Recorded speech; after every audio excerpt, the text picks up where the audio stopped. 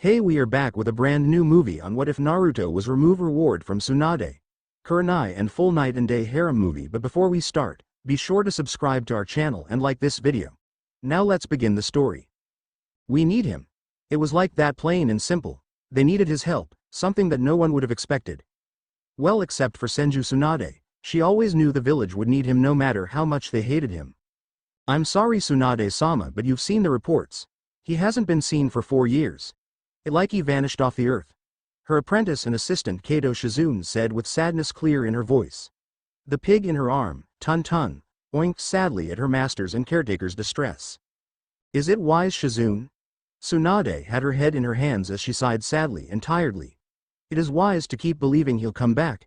The office was quiet as Shizune looked over at the setting sun, casting the village in a light orange glow. Of course it is Shisho. That's all we have to keep doing, Shizune said strongly, and Tsunade sighed again as she got up from her chair to gaze at the village below. They don't realize how much they needed him, how much he was the heart of Konoha. She then turned her gaze to forest and land in the distance. Where are you? Naruto. A large and extremely muscular man barged into a room being shadowed by the curtains that blocked out the sun's annoying rays. Oi! Do you have to scream so loudly? A lazy voice called beneath the mass of 2 naked women. Well, I wouldn't have to be loud if your ass knew how to wake up on time. Now get the fuck up. The man crossed his arms as the women moaned in protest of their warm pillow slowly getting up from their almost destroyed bed. And I swear to Kami, if you break another bed, that's coming out of your paycheck. With that said, he left, slamming the door behind him. The naked man, known as Naruto, rolled his eyes as he stretched his shift back. That bastard really needs to get laid. He mumbled before putting on a pair of underwear and pants. He turned back around and gave the 2 women a foxy grin. Well, sorry to cut out time short, ladies, but duty calls. He gave them a lazy salute and proceeded to walk out of the room. Naruto walked down the stairs into what is seen to be a bar full of bounty hunters, civilians and other people. And the prodigal asshole comes down from his resting place. A spiky brown-haired man said with a smirk.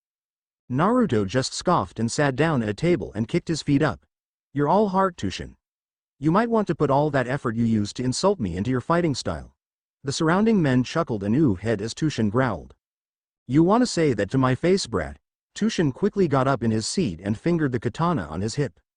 Naruto just scoffed again as a beer bottle was placed next to him thanks to a server. Please, even you know it's too early for me to kick your ass. Why, you little, Tushin? A gruff voice called out. I hope you aren't planning on fighting in my bar. The muscular man from early gave a glare that gave Tushin the chills. Oh, of course not, Kira-san. Just some friendly banter is all. Seeing how Kira is literally translated to killer and a famed war veteran, Tushin knew better than to get on his bad side. Good. Kira grunted out before turning to Naruto, who was flirting with one of the servers. And how many times have I told you, brat? My servers are not for your entertainment. Naruto chuckled before leaning back in his seat and took a sip from his drink. Not enough, obviously. It still amazes most people in the village how easily Naruto could get away with the disrespect he shows to the famed Senso no Kuma. Kira just grunted and looked over at the clock on the wall. You know you're almost late, brat. Naruto glanced at the wall before lazily getting out of his seat. Well, would you look at that? I am almost late. Kira just shook his head at him while pointing to the door. Just get the fuck out of my bar. Few minutes later, Iron Maiden. Welcome one and all to the Iron Maiden. The announcer in a clean black suit called out easily over the screams of the roaring crowd thanks to a sound amplifying seal. I shall be your host for the night, Nikoko Genshi. And boy, do we have a show for you tonight. The crowd yelled louder in approval and Genshi smiled. Now for our first time visitors, allow me to give you a glance at your future tonight. Tonight in this very stage, he motioned around to the caged and roped area he was in. You shall see fighter all over the elemental nations fight fist to fist, weapons to weapons in a bloody death match to advance in the tournaments. The grand prize, you asked? 1 million Ryo. The crowd got louder again and Genshi silenced them with a grin. Yes, 1 million Ryo. And our fighters are men you probably never seen before. Some are nin, hunter nin, missing nin, civilians, and all in between. Yes, we have show for you tonight. Backstage. You know, sometimes I think he takes his job a little too seriously, Naruto said with a light pant as he was doing 1-finger push-ups for a warm-up. Well, at least someone does.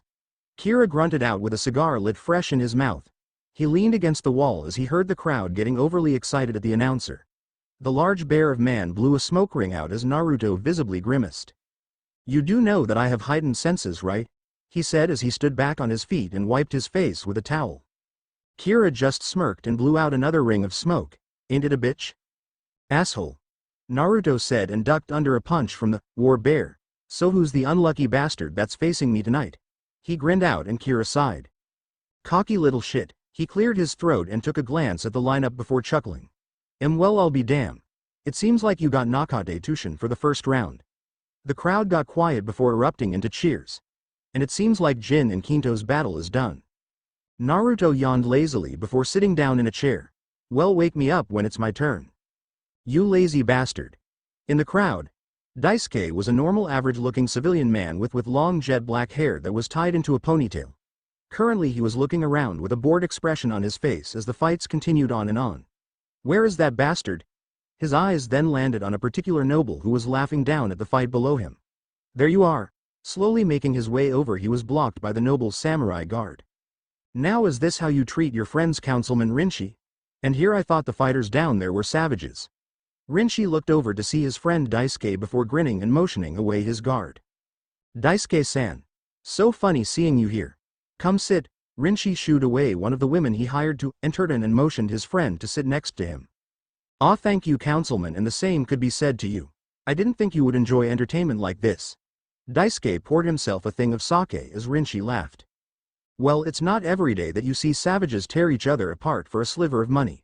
Besides, at places like this that my gambling side surfaces." They then turned back to the fight to see a man break another man's arm as the crowd cheered them on. "Haha, yes.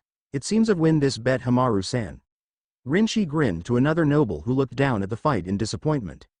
"So any good news of the capital city?" Daisuke said with humor in his tone as he offered Rinshi a cup of sake, to which he chuckled. "Well, if you count the Tsuchikage beginning to be more lenient on those monsters of his is good news. In my opinion, we should unleash those demons at our enemies, more specifically Konoha." Rinshi laughed out along with everyone around him. "Interesting," Daisuke thought. "Iwagakure holds the four-tailed Biju and the five-tailed Biju, right?" Rinshi nodded before downing another cup of sake. "Indeed, and from what I heard, Konoha's Jinchuriki has been missing for almost 4 years now." Rinshi confessed as Daisuke's eyes narrowed slightly. "Quite a shame, really. They should have had a better leash on the thing." Before Daisuke could probe further, the lights of the area dim as Genshi appeared back on the slightly bloodied stage. "And now, what all my ladies have been waiting for, I present you the next match." Tushin appeared on the stage with cocky smirk as some of the people chanted his name. The area got quiet as a spiky blonde man with red tips and whiskered-marked cheeks slowly walked onto the stage with a lazy look in his eyes. He scratched at his blonde scruff that lightly covered the bottom of his face. He stood an easy 6'2" and was currently shirtless, allowing the crowd to see his bare and muscular chest. He placed his fingerless gloved covered hand into his black pants as he walked up to the center. "Tushin of Iwagakure." Tushin raised a fist in the air as his other hand gripped his katana. "And the champion himself, Naruto." At which the crowd got wild for him, especially the females of the crowd. Rinshi whistled. Well, this kid certainly got a fanbase, but Tushin was a hunter nin.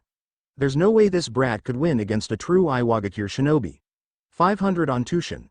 Rinshi called out, at which bets were being placed all over, most going for Tushin thanks to Rinshi's little bio of him.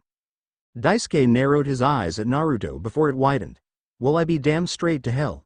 He grinned before fishing into his pockets. 800 on the brat. Rinshi gaped at his friend. Daisuke-san, you can't be serious spending you money on that brat. Do you even realize how bad this match looks for you? Rinshi sputtered out as Daisuke chuckled. I have a good feeling about this kid. Down on the stage. Alright, both fighters, spin the wheel and pick your poison. Genshi instructed, and Tushin went first with mischievous grin. He spun the wheel and watched in unrestrained glee as he saw the pointer land on the katana picture. Well, if you look at that, seems like lucky is certainly on my side tonight. Tushin grinned out as he moved out of the way for Naruto to take a turn. The blonde womanizer gave the man a quick glare before spinning the wheel himself and having it land on a pair of fists. Naruto frowned as Tushin cackled. Bad luck, brat. I'm going to enjoy ruining that pretty face. And there you have it, folks. Tushin will have a katana while Naruto will have only his fist. I wish both fighters the best. Now please back to your corners. Genshi instructed as he made his way off the stage. That asshole cheated. Kira grunted out as Naruto stretched, earning some catcalls from the females above. He must have rigged it before the start of the battle. Damn it, brat, listen to me. Naruto, who was practically having sex with his eyes to a girl in the crowd, turned away from her and chuckled. Well then, stop being boring. This earned a growl from the war bear. Besides, me having a weapon would just be overkill. Kira just shook his head. I swear that cocky attitude is going to get your ass killed. Are both fighters ready? Genshi called from his place as Naruto winked to another girl in the crowd, Hajime. Naruto quickly ducked under the swing that would have lopped his head off. I'm going to enjoy killing you in front of your little fangirls, Tushin said darkly before going for another swing. Naruto jumped back and grinned before blocking a kick. Why? Mad I got one. The blonde taunted out and Tushin growled before going for a side swipe of his sword. Naruto dodged to swing and laid a kick to his chest, which Tushin blocked with his sword. He pushed Naruto back and went for a straight jab, which Naruto grinned at. He grabbed onto sword, surprising Tushin slightly before pulling him in and giving the older man a hard headbutt to the face. Tushin staggered back before a kick straight to the face sent him to the ground. He tried to get up, but a punt kick to his stomach sent the older man flying away in pain. Naruto raised his arms with a grin and a laugh as the crowd got louder in approval. En Nani? Rinshi stuttered out as Daisuke held a grin on his face. How the hell is that brat beating Tushin? It seems Tushin-san has been off the force for a long time, Daisuke said with a light chuckle as Rinshi continued to sputter. Damn it, brat, finish him off, Kira said in his head as he saw Naruto joke around in the ring, not seeing Tushin slowly getting up or sending chakra through his sword. Kira just smacked his forehead in annoyance. I swear if no one will kill this brat, soon enough I will. Naruto knew Tushin was getting up, he just wanted to drag this out further. After all this fight was over the moment he walked into the ring. The blonde flexed in front the group of teenage girls who swooned above him before they pointed behind him in terror. Confused, the blonde turned around only to be stabbed straight into the stomach by a bloodied and possibly crazed Tushin. Gah! He grunted out before he was kicked away by a cackling Tushin. You stupid brat! Tushin laughed out as the crowd got quiet as Naruto struggled to stand before he punched and then kneed in the stomach. Naruto held his abdomen in pain as blood came out from his wound. You could never take these games serious enough and now you'll die for it. He cackling got loud and the crowd roared in boos and cheers. Haha. Rinshi laughed with relief in his face. I knew better than to judge Tushin-san so quickly. Well, sorry to say Daisuke-san, but this match is over and you owe us 800 ryo. Daisuke just calmly took another sip of sake with a grin on face. Now, councilman, you know better than to call a match so early. Rinshi looked confused and was about to ask Daisuke in what he meant before the gasp of the crowd caused him to look down at the supposed finished battle. Tushin grinned through a bloody face as he took Naruto by the neck, who flinched in pain. Any last words, you little shit? Tushin said through a grin as he positioned his katana. Why yeah, just a few. Is the S or the C silent in scent? He said with a grin, which Tushin gave him a confused look. Also, your grip on me should be tighter, like so. Naruto reached up to the wrist that was holding his neck and easy gripped it hard as the sound of bone breaking resounded through the area. Ah! Tushin cried as he fell on both knees and cradled his crushed hand. Naruto brushed off the dirt in him as the hole where katana pierced was closed and healed. And Nani? What are you? Naruto placed a hand on his chin in mock thought. Well, most women call me sexy, some call me handsome, and well, others refer to me as a god in the sheets. Naruto then bent down so he was eye to eye with Tushin. However, most people would call you dead. Tushin didn't even had a moment to plea before his head was kicked clean off his body. The body stood upright for a moment before quickly collapsing to the side. Naruto whistled at his work. Well, that certainly went better than last time. At least there's no blood on my leg. The crowd went wild in excitement as Naruto grinned and bowed to them. And there you have it, folks, you winner, Naruto, Genshi called out as a few men came on the stage to clean up the body. And just like that, the battle is won. Daisuke grinned out as he collected his earnings from a still sputtering Rinshi. Come now, the boy is a champion for a reason, councilman. You should have not judged him so quickly. Come now, Daisuke. Rinshi sweated as he saw Daisuke put the last of his wins in a coin sack. You can't be honestly taking money from me. Well, you said it yourself, Councilman Rinshi. It's not every day you see savages tear each other apart for a sliver of money. Ya nay. Daisuke chuckled before disappearing in a shunshin, leaving Rinshi to glare at the spot he was at. Ow. Naruto said as he rubbing the spot on his head where he got bopped. Next time don't waste my time. Kira grunted out before lighting another cigar. Would have left your ass there if I knew you was going to play around with Tushin. Naruto scoffed as he sat up at the bar as Kira got them drinks. The asshole had it coming, besides it was funny to see him think that he won. He then took a glance around the bar as there were quite a few people in there. Little busier than usual, shouldn't they be home or something? He asked while taking a cup of sake. You know this bar is practically open 24 hours. Kira said as he made a drink for a customer before giving it them. Besides you won against Tushin. From what I heard many people betted for him. Naruto gave a quick laugh as he eyed a female customer getting served. Wonder how much money they lost. More than they thought. Daisuke said as he took a spot next to Naruto. My name's Daisuke, nice to meet the man that gave me one of the best show of my life. This earned a grunt from Kira. Try not to make the brat's head swell, it's already too big. Naruto flipped the big man off which made Daisuke chuckle. Quiet the charmer. Only to the ladies. Naruto grinned before offering a cup of sake to Daisuke who happily took it. If you don't mind me asking Naruto-san, where did you learn that move to kill Tushin-san? It was so clean and perfectly executed. From a first glance I wouldn't suspect you of being a shinobi. Daisuke asked and Naruto raised an eyebrow as his gaze went back over to the female customer who was beckoning him over. Daisuke saw the female and chuckled. Secrets are secrets, Daisuke-san. Naruto stood up with a bottle of sake and a devious smirk. Now if you excuse, I need to get my reward for the night. He bid Daisuke a good night before walking over to the female.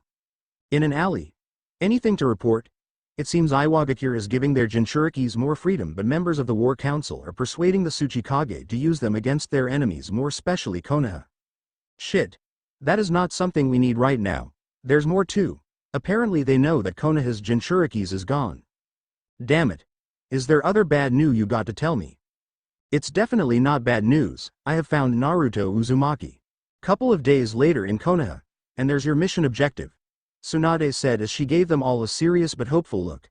I would personally go with you if I wasn't needed much here. But please make this mission a success, she said almost pleadingly.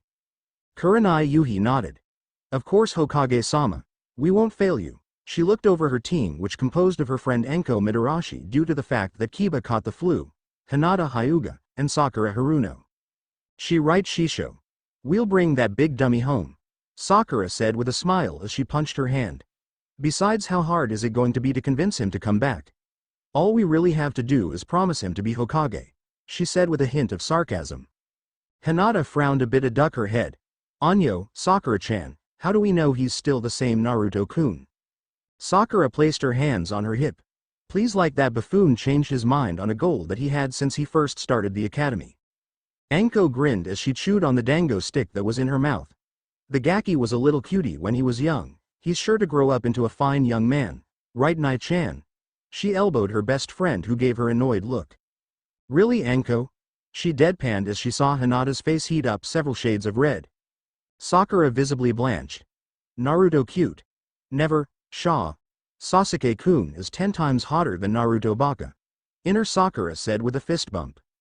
A cough broke everyone out of their thoughts to see Tsunade looking at them expectantly. Shouldn't you be gone by now? And with that the 4 kunoichi vanished from her sight. Bring him back. She whispered as she gazed at a photo of her, Shizune, her old teammate, and a younger blonde-haired whiskered boy. Outside Konoha. So from the reports, Naruto rests in a village on the outermost skirts of Tsuchi no Kuni, meaning that once we cross over the Kusa, Tsuchi border, we must hide our Hite Atesh. Kurenai commanded and her team nodded as they sprinted through the trees. Anyo, sensei, why must we hide our Hite Atesh? The third shinobi war has long since finished. Hinata asked timidly and quietly, to which Kurenai sighed sadly to herself. Well, Hinata-chan, while the third shinobi war has finished, there are still many people who harbor hate towards our village. Just like how there's people in Konoha who hate Kumo and Iwa. Kurenai explained and Sakura scoffed. I don't see why they won't just forget about. I mean, what's done is done. Now it was Enko's turn to scoff. How would you feel if some powerful ninja leveled all of Konoha and killed your precious Sasuke-kun? Sakura frowned. I would hunt them down. Shaw, Inner Sakura agreed.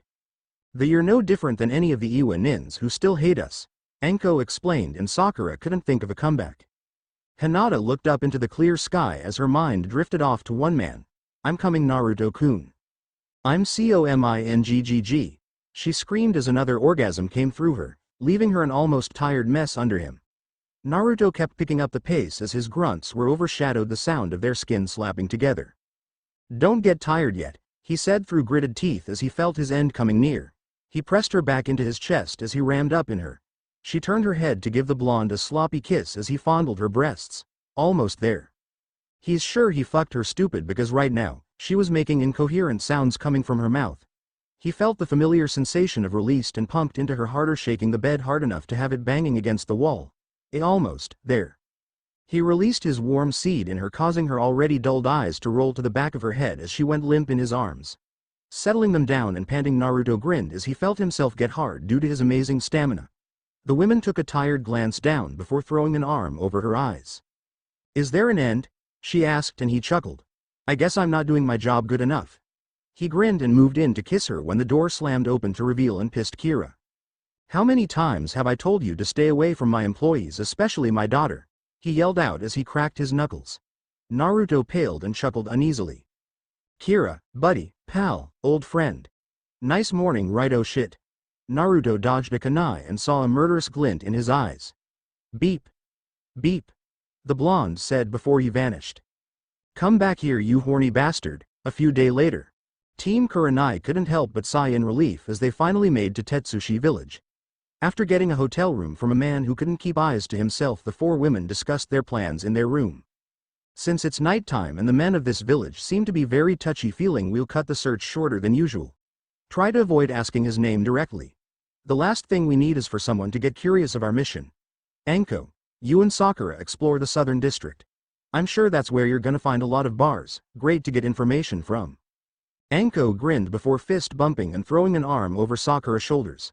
Alright, me and Pinky here are going to nip this in the bud. Her grin then widened. Maybe Mama will get a few free drinks out of it. Kurenai just sighed at her friend's antics. Try not to screw this up, Anko, she said with a light glare which Anko completely waved off. Oh, you have little faith in me. Anyways, me and Hinata-chan will search the northern district, and here. She handed them each little microphones. If you got any information, make sure to send it through here. Be back here in 4 hours. They nodded before going their separate ways. With Naruto sighed in annoyance. See, that's why I hate wearing shirts. He threw the tattered piece of cloth away before slumping down in a booth facing the entrance of the bar. Always getting in the damn way. Whatever, Naruto-kun, that's just an excuse to be shirtless so more women can gawk at you. She was a tall beauty with long flowing silver hair that reached mid-back with a few strands in the front. She had dark purple eyes and a small pale cute face. She had breasts that were a few sizes below Tsunade's and a round bubble butt. And isn't it awesome, Sakuya-chan? He grinned out before she popped into his lap with a grin. My love competition, she said loud enough for the whole bar to hear. Some of the men gave Naruto jealous looks which Naruto only grinned at them. Of course you do, you attention-seeking baka. A voice called about before another person popped themselves into his lap.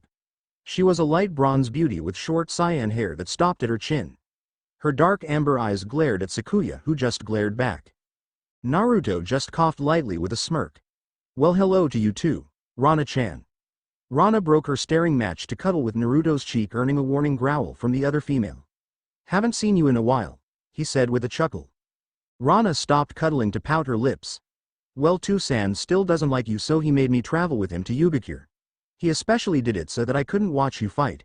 He's still convinced that I will marry some rich asshole and not some brawler bum, she said sadly, and Naruto just held her tighter to him. Well, fuck him then. Nothing in the world is going to stop the Shi no Gemu champion from seeing his ladies, Naruto said proudly, which earned him a kiss on the cheek. Say it any louder and Cheru-san may come barging in here. Kira grunted out as he set 3 drinks down on the table before wiping his hands on his bar towel. I rather not have a repeat of last time. Naruto scoffed before reaching over and grabbing a drink. Please, like that old man has the balls to attack me, especially in this bar. No offense to you, Rana-chan, he said sheepishly, at which she laughed at. None taken, Naru-kun. An hour later, Sakura groaned in annoyance as she and a slightly swaying Anko walked out another bar. Damn it. Why are people in this damn town so tight-lipped? It's not like we're asking on how to kill a cage. Anko shrugged her shoulders. Maybe we're not trying harder enough. She giggled as they walked and Sakura sighed. Oh, I'm sure we're trying if you being drunk any indication, she said with disapproval in her tone. Anko scoffed before standing up straighter. I'm not drunk, Pinky. Maybe a bit buzzed, but I'm smarter than that to get drunk on a very important mission. They stopped at the last bar in the district. It seemed to be further down from the rest of village. Sakura frowned at the nickname and took a glance at the bar. The den seems pretty busy this late at night. The two kunoichis walked in the bar and surprised to see that most of the customers were shinobis, contrasting differently from what they've seen in the other bars. They sat at the counter and ignored the looks from the men. Well, Sakura did. Anko just gave the men a bloodthirsty smirks that sent chills down some of their spines. There was a light banging sound coming from above them and also what seemed to sound like a female moan. Don't mind the sounds. Kunoichis turned to see that their bartender was a beautiful silver-haired woman. Her purple eyes held a light flirtatious manner. Tsunade could never keep him quiet anyways. She said with a smile. My name is Sakuya. Can I start you ladies out with anything? Sakura grimaced and shook her head while Anko grinned. Sure thing. The strongest drink you got. Sakura resisted the urge to slap her forehead at her partner and just rolled her eyes. Sakuya smirked at the enthusiastic woman. Are you sure about that? That drink is usually off limits unless you're challenging someone. In fact, the only person I know that can stomach the whole bottle is currently being preoccupied at the moment. She rolled her eyes at preoccupied as the banging got louder. Anko's eyes got a strange glint in them. Well, that's a challenge I would love to take, but for now I'll take a bottle of sake. Sakuya smiled and nodded at the purple nin before recovering the drink. Now I haven't seen you ladies around here. So what brings you here to Tetsushi and more specifically the den? As you can see, we're not a normal bar. The silver-haired woman prodded. Sakura took a glance at Anko, who was busy downing her drink. Well, we're here to get some information. Sakuya paused for a moment until a face-splitting grin come on her face and she leaned on the counter. What type of information? The next morning, is this the place? Kurenai asked as the group of 4 females stood in front of the still busy bar Sakura and Anko visited the night before. Anko nodded with a smile as she led the group in. Of course, Nai-chan. Besides, I'm here for that challenge. The group stood for a moment until Anko waved over Sakuya. Ah, Anko-chan. I see you return for that challenge, no doubt, she said excitedly as she looked at the 2 new females. Oh, where are my manners? I'm Sakuya and welcome to the den. She would have finished if a body of a man hadn't crashed at her feet. She sighed annoyingly. Not again. She nudged the man with a foot, earning a groan from him. At least he's alive this time.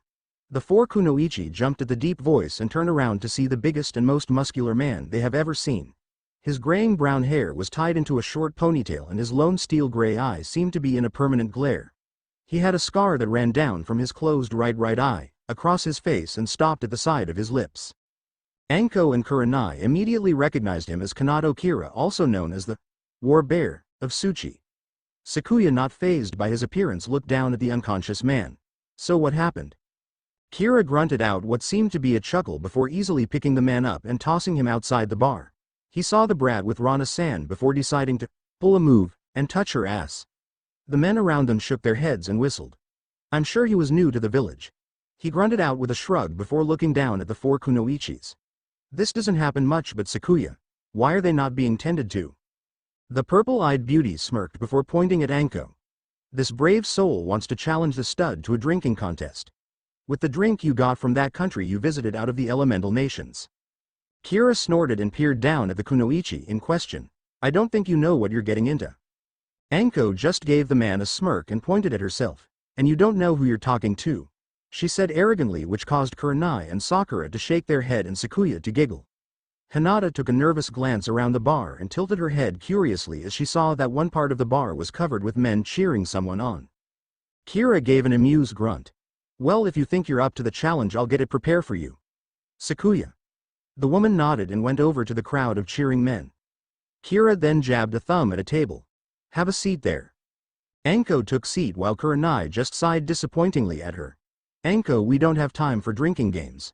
We have a mission, remember, unless you want to tell Tsunade-sama how we came up empty-handed. Anko just waved off the threat with a chuckle. Have some faith, for once. Besides, this is going to be fun. Some of the men in the bar gathered around the table as Kira set down 4 tall bottles of the mysterious alcohol. Only 4? Kira chuckled. Trust me, that's a stretch. Sakuya wears the brat. Hold on to your fucking pants, old man. A male voice called out before plopping down in the seat with a yawn. The kunoichis gasped as they saw the man. It's not my fault that some dumbass wants to die. Early, he trailed off as his eyes widened when he finally got a look at his opponent in her group. After getting over the initial shock of seeing the familiar group of kunoichi, Naruto called off the challenge and was immediately bombarded by questions, mainly from Sakura. He was back in his familiar booth with Rana and Sakuya cuddling up to his side, which earned an internal glare from Hinata. If I told you the whole story, then we would never leave this bar, and I got a tournament to win soon, he said as he took a chug from his drink. But here's my question, why are you here? We're here to get you back, Baka. Sakura declared proudly, which Naruto just scoffed with a small chuckle. Get me back? I never left, he said with a mocking grin, and the two girls on his side giggled. What are you guys talking about anyways? Naru-kun's home is here and not anywhere else, Rana said with a wide smile as she laid a kiss on his cheek. Sakura frowned as she glared at the petite beauty. Yeah, right. This Baka's dream is to become Sakura, Kurenai said sternly, which quickly shut the pink-haired kunoichi up. Look, Naruto, Tsunade-sama requested that you come back. She immediately got to the point, and Naruto frowned. For what reason? It's plainly obvious that there's nothing there for me. It would just be a waste of time. He then pulled the girls tighter to him, which they laid on his chest. Besides, my reputation here has so much more benefits, he grinned out. The three kunoichis glared at his meaning, while the last one was glare at the two girls on his chest. Why would you put your pleasure over the needs of the village? Sakura practically yelled at him with clenched fists, and the blonde womanizer rolled his eyes. Because it's fun, he said with a devious grin before he stood up easily, towering over the four kunoichis. The village was boring. I needed excitement in my life. He walked over to the bar and grabbed a random bottle of alcohol. So fucking whores is your definition of excitement? Sakura yelled out, and the members of the bar froze. Some of the men backed away closer to the exit while Sakuya and Rana glared at the insult. Naruto stopped drinking before tilting his head in wonderment. Had I been the Uchiha, would your attitude towards me be any different? He said with a glare as Sakura froze. Of course it would, but I'm glad I'm not the asshole, because then I would have to worry about you being on my dick. Then drowned the whole bottle and tossing it away before walking back over to his booth. Naruto, Kurenai said slowly. Tsunade-sama honestly looked desperate for your help. Anko nodded in agreement. Yeah, I've never seen a woman so hopeful over a piece of news. If you're not going to do this for the village, then do it for Tsunade-sama. Naruto paused and looked at them for a moment before throwing a still glaring Rana and Sakuya over his shoulders, earning squeaks of surprise for them. You'll have my answer after the tournament's finals tonight. Sakura looked ready to say something, but Naruto beat her to the punch. And only then. He then walked up the stairs with a now giggling Rana and a smirking Sakuya. Don't bother the brat now, Kira said as he blew a puff of smoke out from his cigar. Here, on the house. He placed a bottle of sake on the table. Your best bet is to bother him after the tournaments. Kurenai looked at the bottle with a small frown as Anko took the bottle with a grin. And what is this tournament, Kira-san?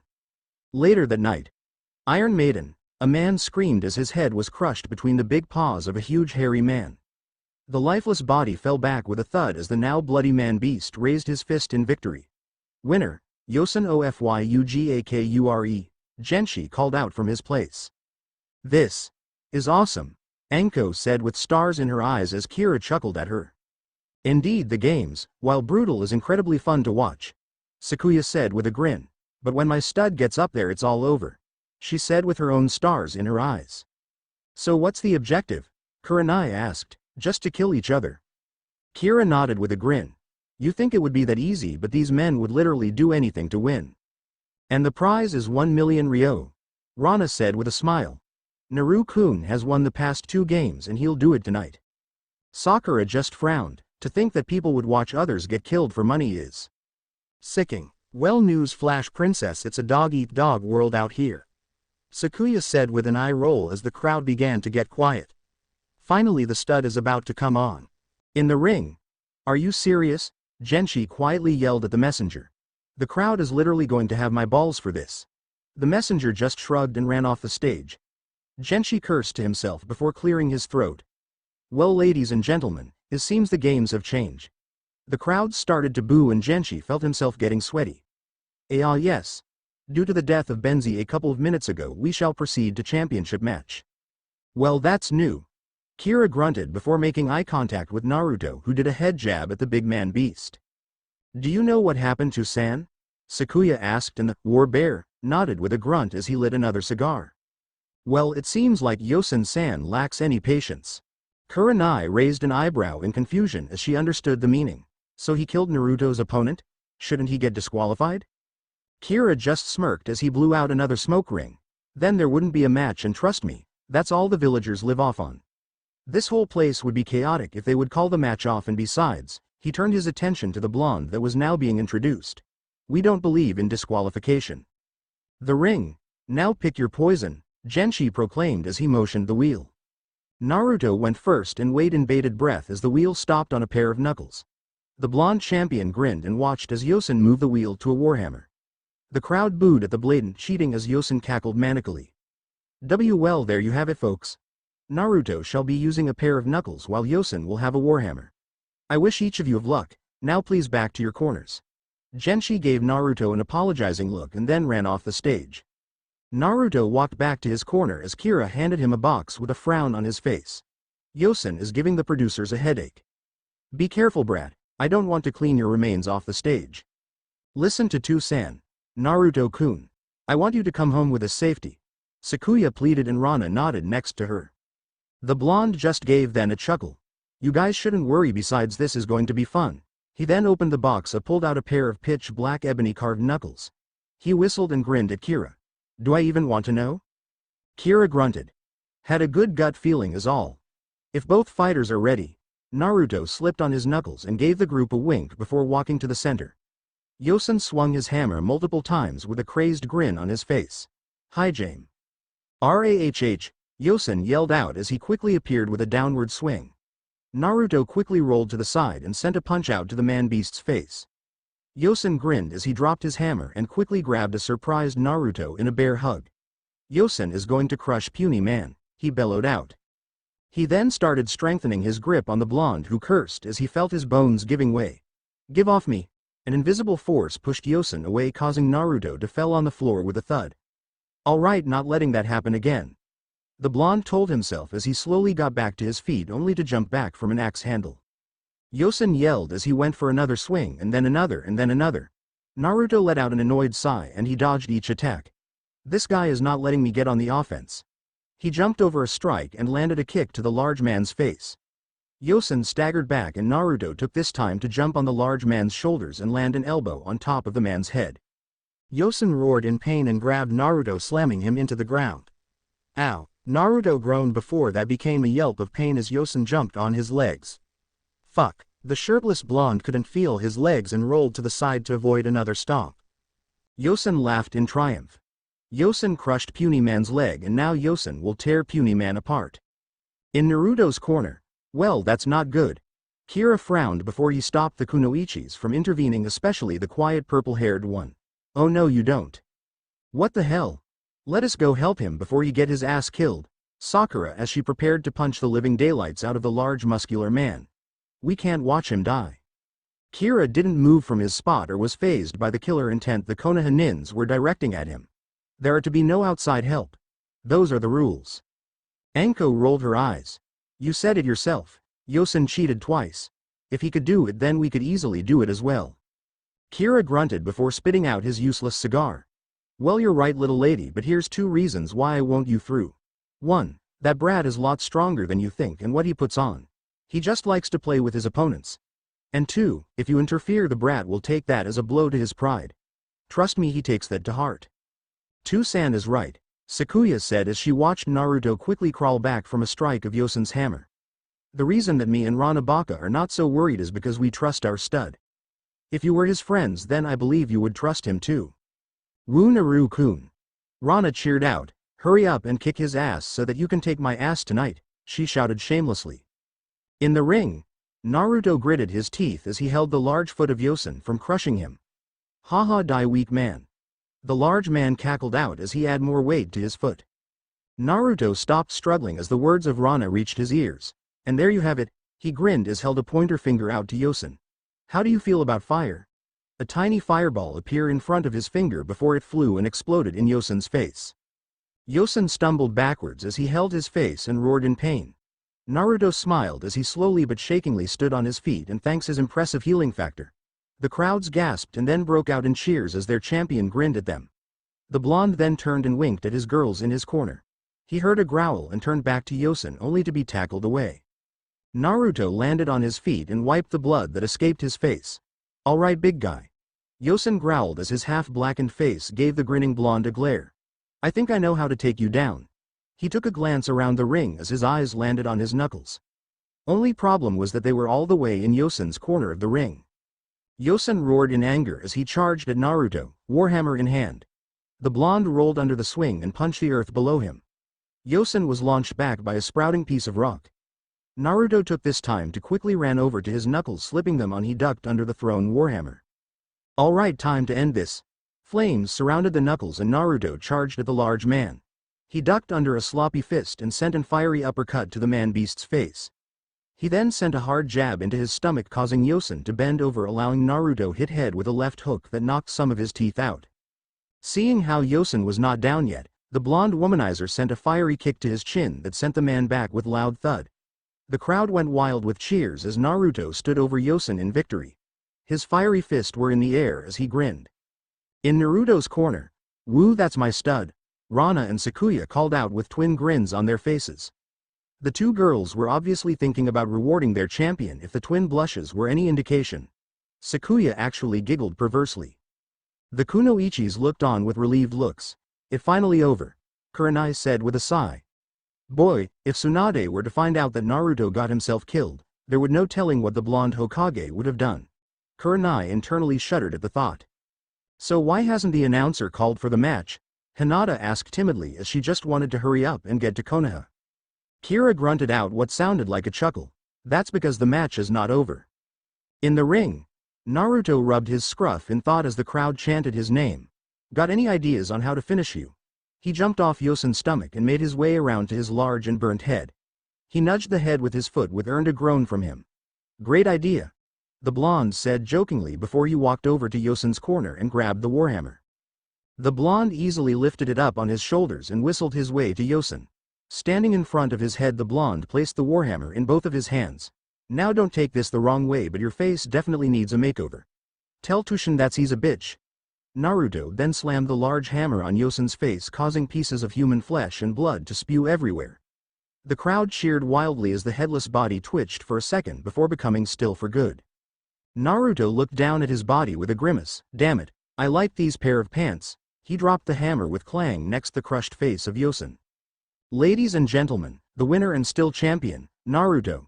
The crowd chanted and yelled out his name as the blonde champion laughed and raised a fist in the air. "Now the match is over," Kira said with a grin as he laughed at the green faces of the two younger kunoichis.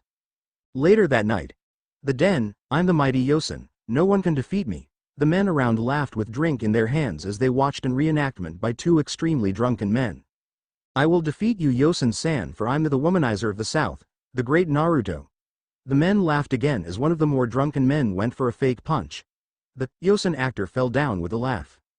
Naruto just laughed from his spot as he took a sip from his drink before turning a glance at the four kunoichi, two of which had their own drinks. "You guys forgot the best part. You know the part where I made him scream like a little girl." The bar erupted in laughter.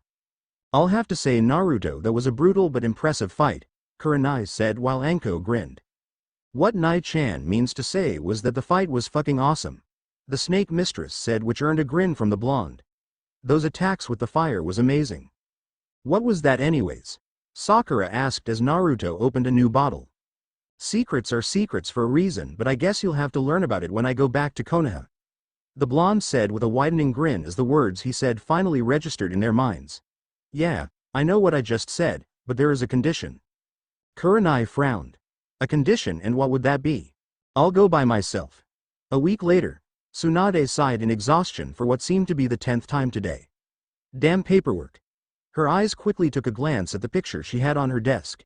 She stopped signing her signature and picked up the small frame. A small smile graced her lips as she looked at the grinning blonde boy with 3 whisker marks on each cheeks. It's been almost a week since Kurenai's team returned without Naruto. While hearing that the blonde knucklehead was alive and well, Tsunade couldn't help but be angry at Kurenai's team for not bringing him back. It took all the willpower and maturity in her being not to lash out right there. But Kurenai promised that he would be here soon, it was only a matter of time. However, the buxom Hokage was not known for her patience. It was only the constant reassurance of her assistant and apprentice, Shizune, that she didn't run out of Konoha to nab the little bastard herself. But that didn't mean she didn't have other ways. Neko, Tora, Kuma. 3 Anbu members appeared kneeling in front of the Hokage. "Yes, Hokage-sama," the Anbu captain, Neko asked. "A mission regarding the return of Uzumaki Naruto didn't succeed like I wanted. I want him to be pampered and given a back massage because the road to Konoha is a hellish one." All 4 quickly got into a defensive stance as the intruder laughed. "You must have a death wish intruding into the Hokage's office," Tsunade said harshly, which made the mysterious intruder laugh harder. "I'll just assume you're crazy instead." To be honest, that's not the first time someone told me that. A figure then appeared in front of the 4 defensive nins, earning a gasp from the Hokage and an almost silent gasp from the Neko Anbu. "Then again, I've been called many things." "Naruto," Tsunade whispered out. The blonde grinned as he held out his arms. "Well, are you going to stand there or are you going to give me a hug?" He was then bopped hard in the head before he was engulfed into a warm and tight hug by the Inteer's Hokage. He hugged her back with a small sincere smile. "I missed you, Tsunade." Tsunade broke the hug to get a good look at the blonde knucklehead, and she honestly wished that she was a few decades younger. He certainly grew if his tall height was any indication. His hair was still that spiky blonde and the 3 whiskers were being slightly hidden by the blonde scuff the blonde grew on his face. He wore a mesh tank top with a black sleeveless jacket over it that was open to show the man's spectacular muscles. He had on black cargo pants and standard black shinobi sandals. Naruto saw that the busty Hokage was observing him and took the chance to scope out the Hokage. "Still the biggest pair of tits I've seen," he thought with a smirk before coughing to get the Hokage's attention. "As much as I would love to continue hugging you, we got some catching up to do." Tsunade had a light blush on her face and cleared her throat. "Ah yes." She dismissed her Anbu, but not missing the long glance Neko took at Naruto before they disappeared, and Tsunade sat herself in her chair. Naruto grinned and sat in the chair in front of the Hokage's desk and kicked his feet up on it. His smile widened as he saw the buxom Hokage roll her eyes. "So mind explaining where you were for 4 years, or more importantly why you left?" Tsunade said, getting straight to the point, and Naruto only chuckled at her as he rubbed his scruff. "Well, I've been all over the elemental nations and recently resided in Tsuchi no Kuni for the past 3 years. As for why I left, I honestly got tired of dealing with the village's shit, from its asshole villagers to the raging fangirls.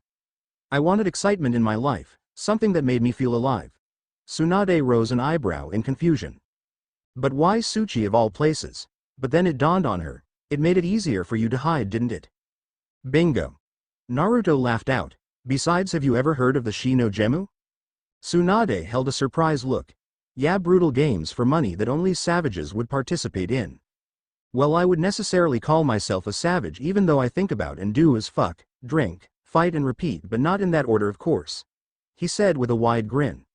"That's the main reason why I chose Tushi. It was only a plus when I learned that you Konoha nins were hesitant to enter the country." Naruto placed his feet off the table and grabbed Tsunade's open bottle of sake. He shook the bottle before smiling and downing all the contents.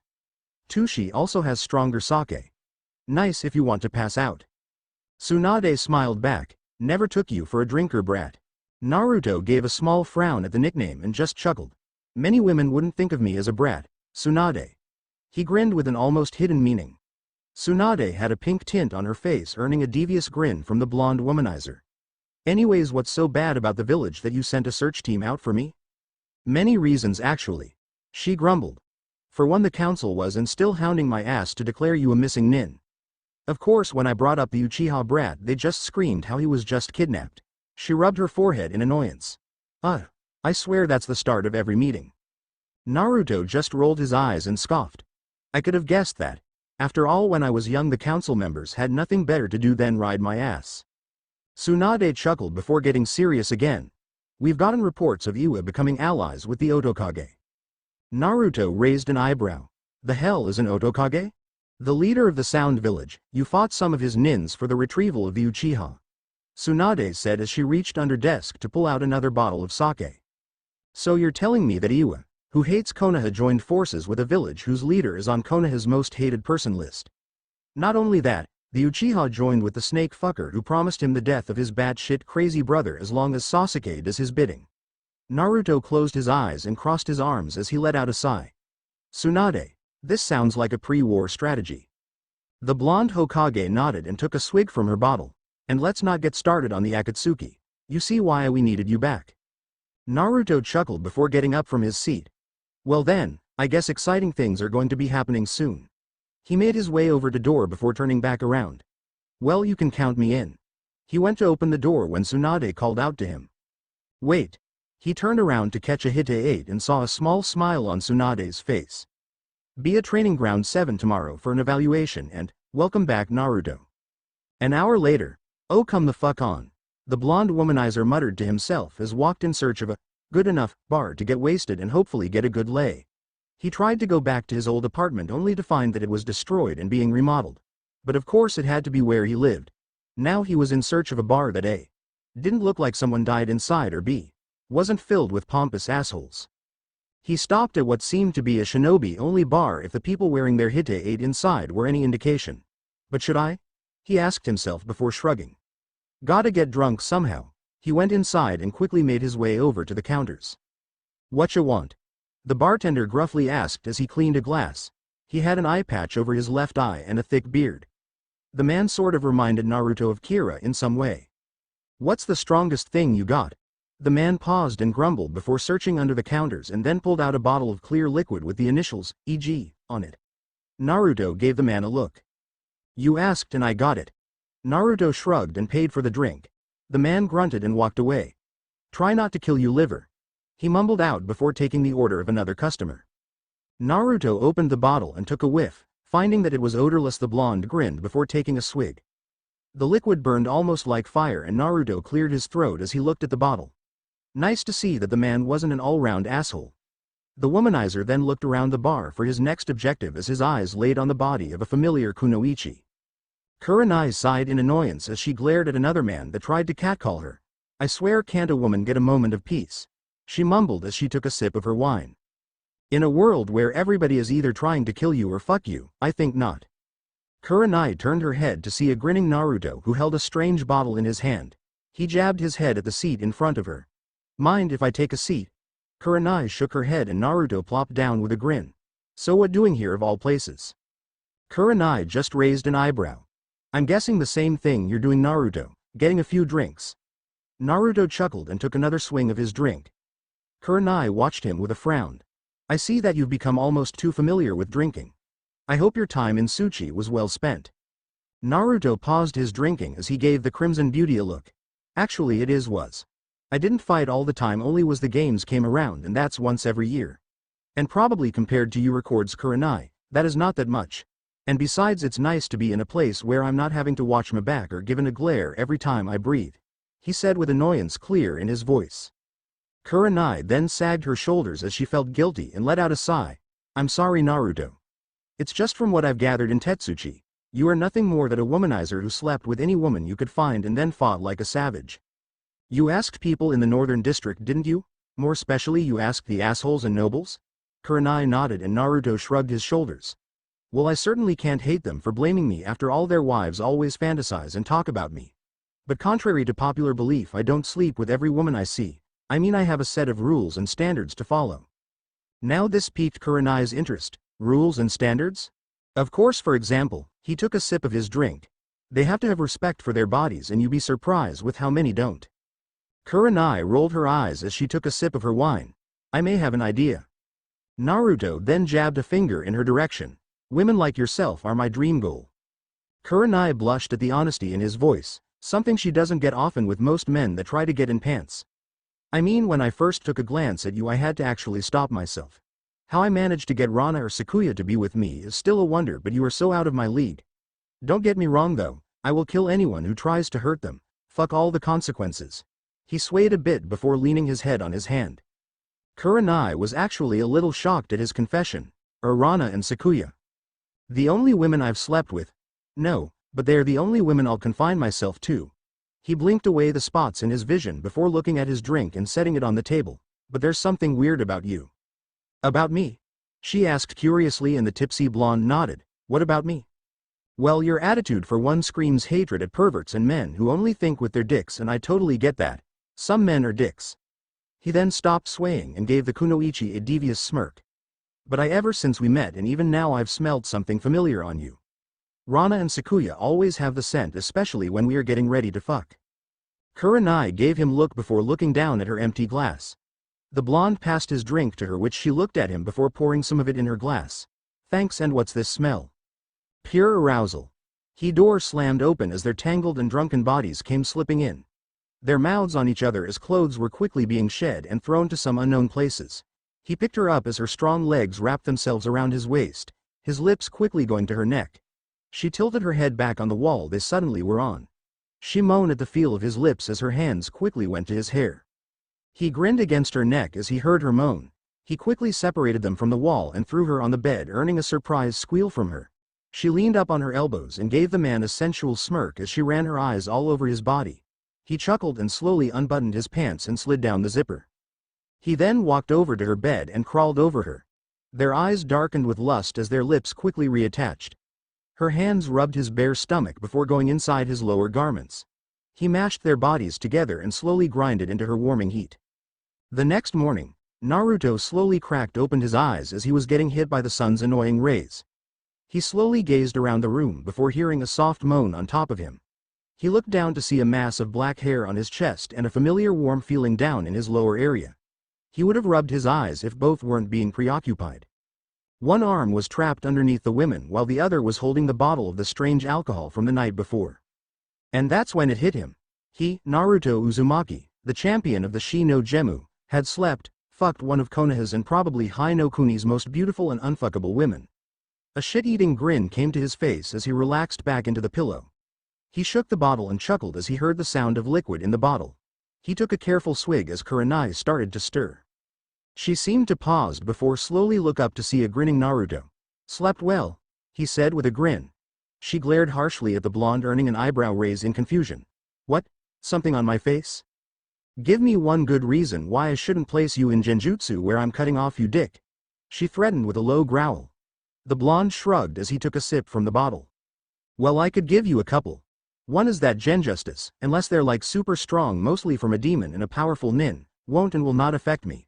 I don't know how, they just won't. 2 is that you shouldn't act stupid. You know exactly what happened last night. We both do. We were not shit-faced drunk like how I planned to be. And finally 3, he gave a thrust of his hips and the strong front Kurenai had quickly dissolved as she moaned from the action. You fell asleep with me still in you after we fucked for a couple of hours. He finished with a grin as Kurenai looked away from the blonde in shame. Naruto did an eye roll as he removed himself from Kurenai. Oh come on, was I really that bad? He said with a slight whine. The crimson-eyed Kunoichi blushed as she looked back at the now frowning blonde. And no, it's just that, she started, and Naruto raised an eyebrow as he stood up from the bed, showing the world his naked glory. Kurenai got a good look at the blonde's ass and her blush increased. Naruto stretched and turned back around to the equally naked Kunoichi, whose eyes moved down. Just what? You're ashamed to sleep with me? He stopped and tilted his head. Was I your first time? Is there another man? Kurenai internally cursed herself as her blush got dark enough to match her eyes. And no, and, she took a pause before shaking her head. No, I just feel guilty, she confessed with a sigh. Naruto scratched at his scruff before sitting back down on the bed. Guilty? You're not the first older woman I've slept with, he said with annoyance as he laid back down with his drink in hand. Kurenai shook her head. No, I mean, there's a friend of mine that really likes you. I feel guilty because I slept with you, because I betrayed her trust. She looked down at her fingers. Well, that's incredibly fucking stupid, Naruto said honestly as he set the bottle on her nightstand and sat up in the bed. Now before you yell at me for being insensitive, just think about it. You should feel guilty and shitty because you wanted to enjoy yourself. This friend of yours has probably never even confronted me, but yet that makes me off the market from beautiful women like yourself. Yeah, fuck that. Kurenai's shoulders sagged as the blonde did raise some good points, but that didn't make her feel any better. Is this the part where I'm supposed to feel better? She said in an almost defeated tone. Naruto grinned as he brought the Kunoichi closer to his body, their noses touching. No, this is the part where I fuck you hard enough to break this damn bed. He whispered huskily and growled as he smelled her increasing arousal. You smell delicious. And that did it for Kurenai as she crashed their lips together. Their tongues battle for dominance as Naruto moved them so that he was on top. But do you feel better now? He said with a cheeky grin. Kurenai's arms wrapped around his neck as her eye darkened with lust. Just fuck me already. At which Naruto chuckled and went straight for her neck and breast.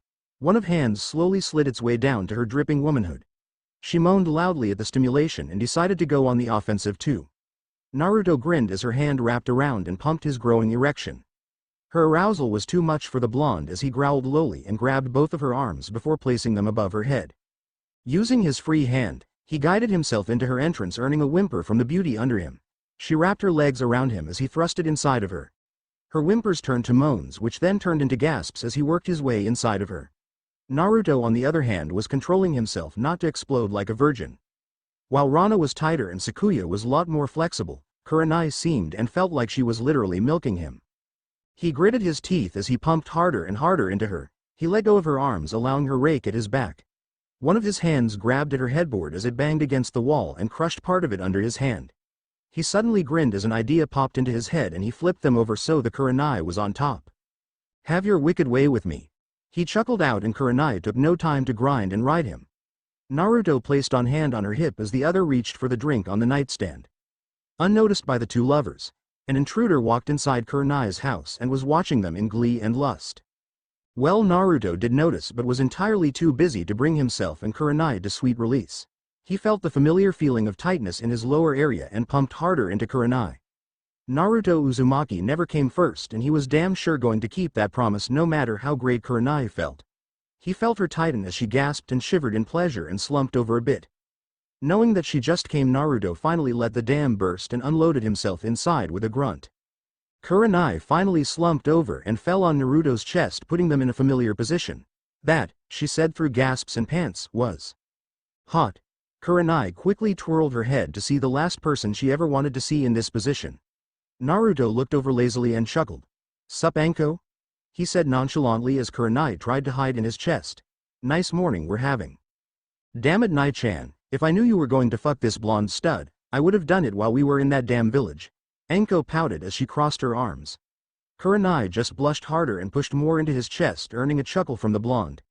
Anko then looked around the room and whistled as she gazed at the bed. Well shit, you might want to get a new bed, Nai-chan, she said as she laughed. Damn it, Anko. What the hell do you want? Kurenai finally yelled with the blush on her face never fading. This just made Anko laugh harder and Kurenai huffed in anger and annoyance. Naruto yawned as he got up from the bed and the laughter in the room immediately stopped. Now it was Kurenai's turn to giggle as she saw her best friend turn red as she gazed on Naruto's friend. Naruto sniffed the room and growled enough to break Anko out of her trance. Unless you came in this room to get fucked back to sleep, what can we do for you? He asked in a low voice that actually caused both women to shiver in pleasure. He then looked Anko up and down before grinning. Unless that was your plan all along. Anko gulped as she tried to think about why she was here in the first place. Tsunade-sama sent me to get Nai-chan. Apparently there's some evaluation. Naruto's eyes widened before he looked at the clock on Kurenai's nightstand. Shit. Training ground 7. Tsunade sighed in annoyance as her assistant giggled. I hope Naruto-kun didn't pick up Kakashi-san's tardiness. Shizune said as Tun-Tun oinked happily in her arms. The busty Hokage just rubbed her forehead as she thought back to her meeting with the whiskered male. After seeing him, I won't be surprised. She drawled out and a bearded Konoha nin next to her chuckled as he took the drag from his cig. I'm more surprised that Kurenai-chan is late, Sarutobi Asuma said with a small smile. Yosh, Kurenai's flames of youth just haven't woken her up yet. If my flames of youth were ever to dull, I shall run 100 laps. No 200, 300. I think we get it, guy. Asuma deadpanned as he tried not to laugh at Tsunade's twitching eyebrow. Just then a silver-haired nin with his nose deep within a certain book appeared in a poof of smoke. Asuma just grinned. Well, someone came to the party early. The nin looked up briefly from his book before looking around and trying his best to avoid Tsunade's burning stare. Where's Kurenai and Naruto? Late. Tsunade said through gritted teeth, and would you please throw away that damn book? Kakashi only scratched his hair. My, I would never imagine Kurenai being late. Shut up already, Anko. Came the yell from Kurenai as laughter from two people could be heard. The nins turned to see an interesting sight. A red-faced Kurenai was yelling at a grinning Anko who situated herself on Naruto's back. The blonde womanizer seemed to be laughing at whatever Anko had said, making Kurenai's blush darken. When they finally made up to the rest of the older nins, Anko removed herself from Naruto as Kurenai's blush decreased, but a slight red tint still remained on her cheek. "Nice for you to finally join us," Tsunade said with a light glare, and Naruto just chuckled. "You're not going to get an apology from me. Besides, I'm not late, guys are just early." The surrounding nins chuckled before a growl from Tsunade made them look away with a smile on their faces. "Alright, so what's this evaluation?" Tsunade cleared her throat. "It's just a little test to see where you are." Naruto just scratched his chest before looking around. "So I'm going to fight 4 Junin?" He almost deadpanned, and Tsunade almost felt a headache forming. "Like I said, brat, it's only to see how much you change." If Tsunade didn't love Naruto as much as she did, he would probably get punched to the next town over.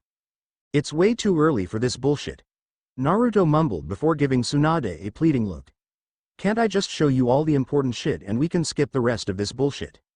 Language Naruto. Kakashi chuckled out as he finally looked up from his book to see his grown student give him a look of annoyance. "And this is coming from the person who reads porn in public." The blonde then smirked. "At least I learned how to get the real thing." Asuma and Anko laughed, though for different reasons, as Kurenai, and surprisingly Tsunade and Shizune blushed. Kakashi gave his student a surprised look as he started to stutter. Guy looked at Naruto with flames in his eyes.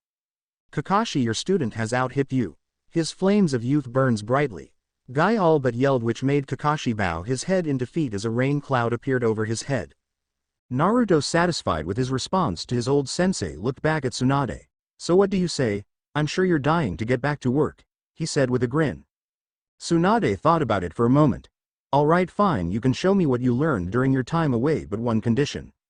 Naruto raised a confused eyebrow. "And what would that be?" "That you rejoin Team 7. She said, and Kakashi looked up from his book to take a glance at Naruto. Said blonde just chuckled as a mischievous grin came to his face. "Really, that's it? I thought you were going to make me take you out for dinner." His eyes then ran up and down Tsunade's body. "Though the idea does sound very nice." Well, that did it for everyone around Tsunade as they all burst out laughing. Tsunade blushed darkly before using her strength to punch Naruto, hoping to send the blonde idiot through a tree or two. The grin remained on Naruto's face as he took to the punch but didn't move or flinch. "Well, damn, someone is feisty today. But then again, when are you not?"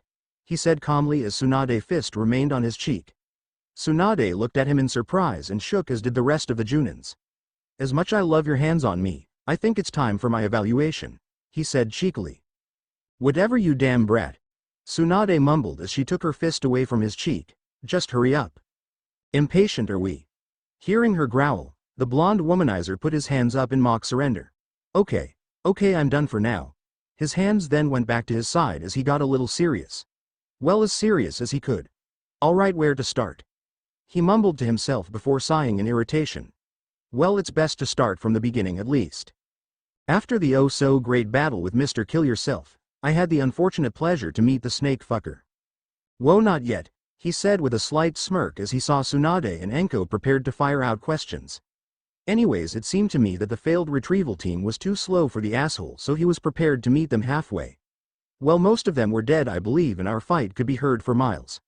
Also adding in the fact that I tapped into my resident carpet's chakra, the fucker had all the reasons to be worried. Flashback. 4 years ago, Orochimaru crouched in between an unconscious Sasuke and a tired and injured Naruto. "Well, Naruto-kun, I'm surprised you've held yourself for so long," he said with a smile that still managed to creep Naruto out. "It's a perk of not being a fucktard," the young blonde growled before foolishly charging at Orochimaru. A thin layer of red chakra surrounded his form. Orochimaru chuckled as he easily blocked and dodged all of Naruto's attacks, making the blonde more angry at him. The blonde jumped back as he prepared to make another Rasengan in hopes of wiping that smile off. However, the snake man quickly appeared in front of him and delivered a sharp kick to his chin, sending him upwards. Orochimaru quickly sent his tongue out to grab Naruto's leg and sent him crashing to floor below. Naruto heard a sharp crack as his vision blurred and couldn't find himself to make a noise out of pain. "Kukuku Naruto, you knew better than to attack me," Orochimaru said as he slowly walked up to the young blonde. Now what's stopping me from killing you right now? The blonde spit blood out to the side as best as he could before letting out a dark chuckle as he laid against the hard dirt. I can't see it's because of my good looks, so I'll go with my charming humor. Ha ha ow. Orochimaru looked at him confusingly. This attitude of the boy seems new. What's the change of attitude, boy? Is because you're facing death? That your dreams of being Hokage is over? He reached down his throat and pulled out his sword. Well, the real reason is that I'm going to die a virgin. At least that sword gets more action than I do. Naruto chuckled before flinching in pain. So what are you waiting for? For me to get naked? Just kill me already.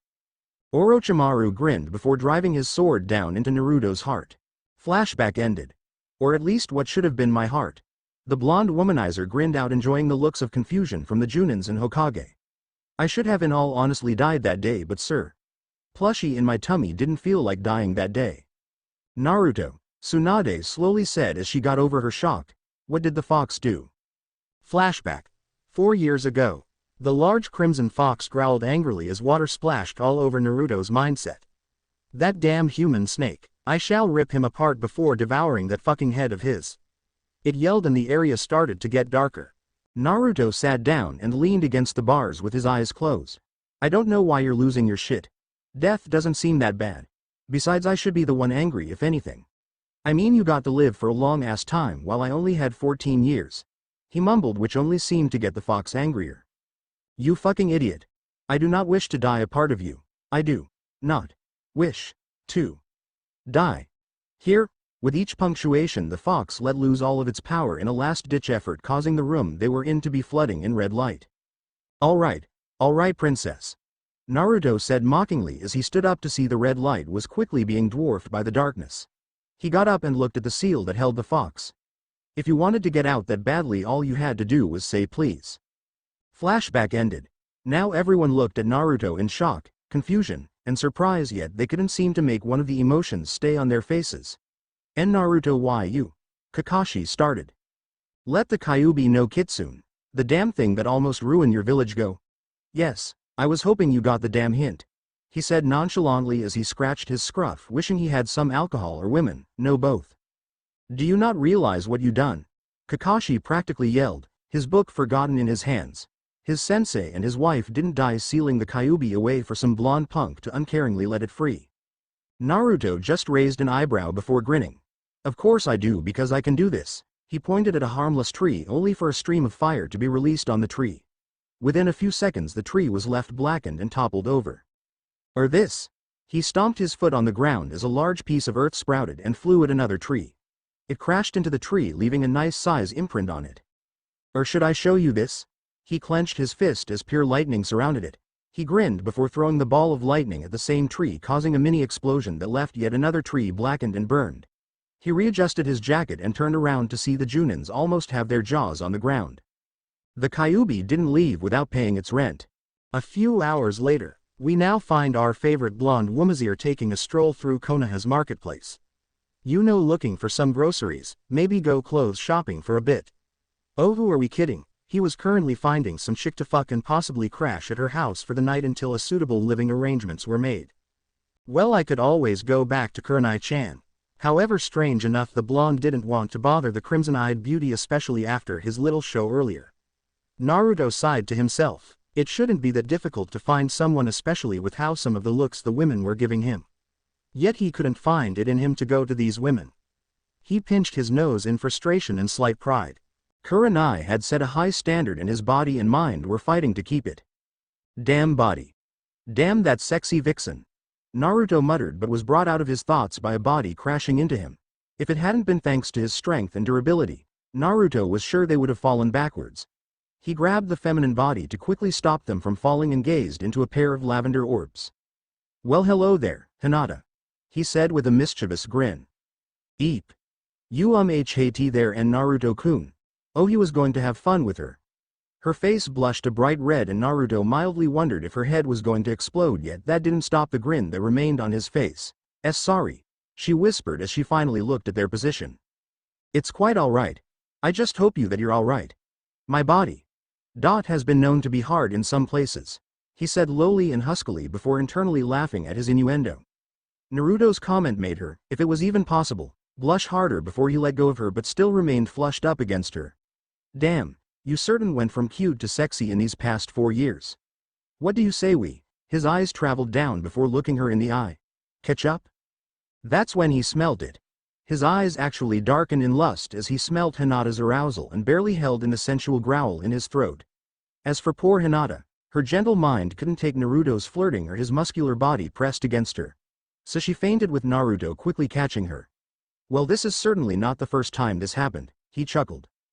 Hinata, Hinata, where did you? Naruto. Naruto perked up when he heard his name and turned to see Kiba, a huge-ass Akamaru, and a hooded Shino. Kiba's eyes was shocked before he saw the passed-out girl in the blonde man's arms. Damn, why does she always do that around you? Naruto just shrugged and handed her gently over to Kiba. We were having a very friendly conversation before she fainted. And who said that bullshitting was dumb? Hope she's okay and not sick. Kiba waved it off. She'll wake out of it soon. He paused before sniffing the air. I wonder what's that sweet smell? Naruto sniffed the air before shrugging, but internally he was laughing his ass off. Kiba shook his head as he hoisted Hinata on his back. Well, we'll have to catch up sometime later. I better get her home. It was nice seeing you. Likewise, and you too, Shino.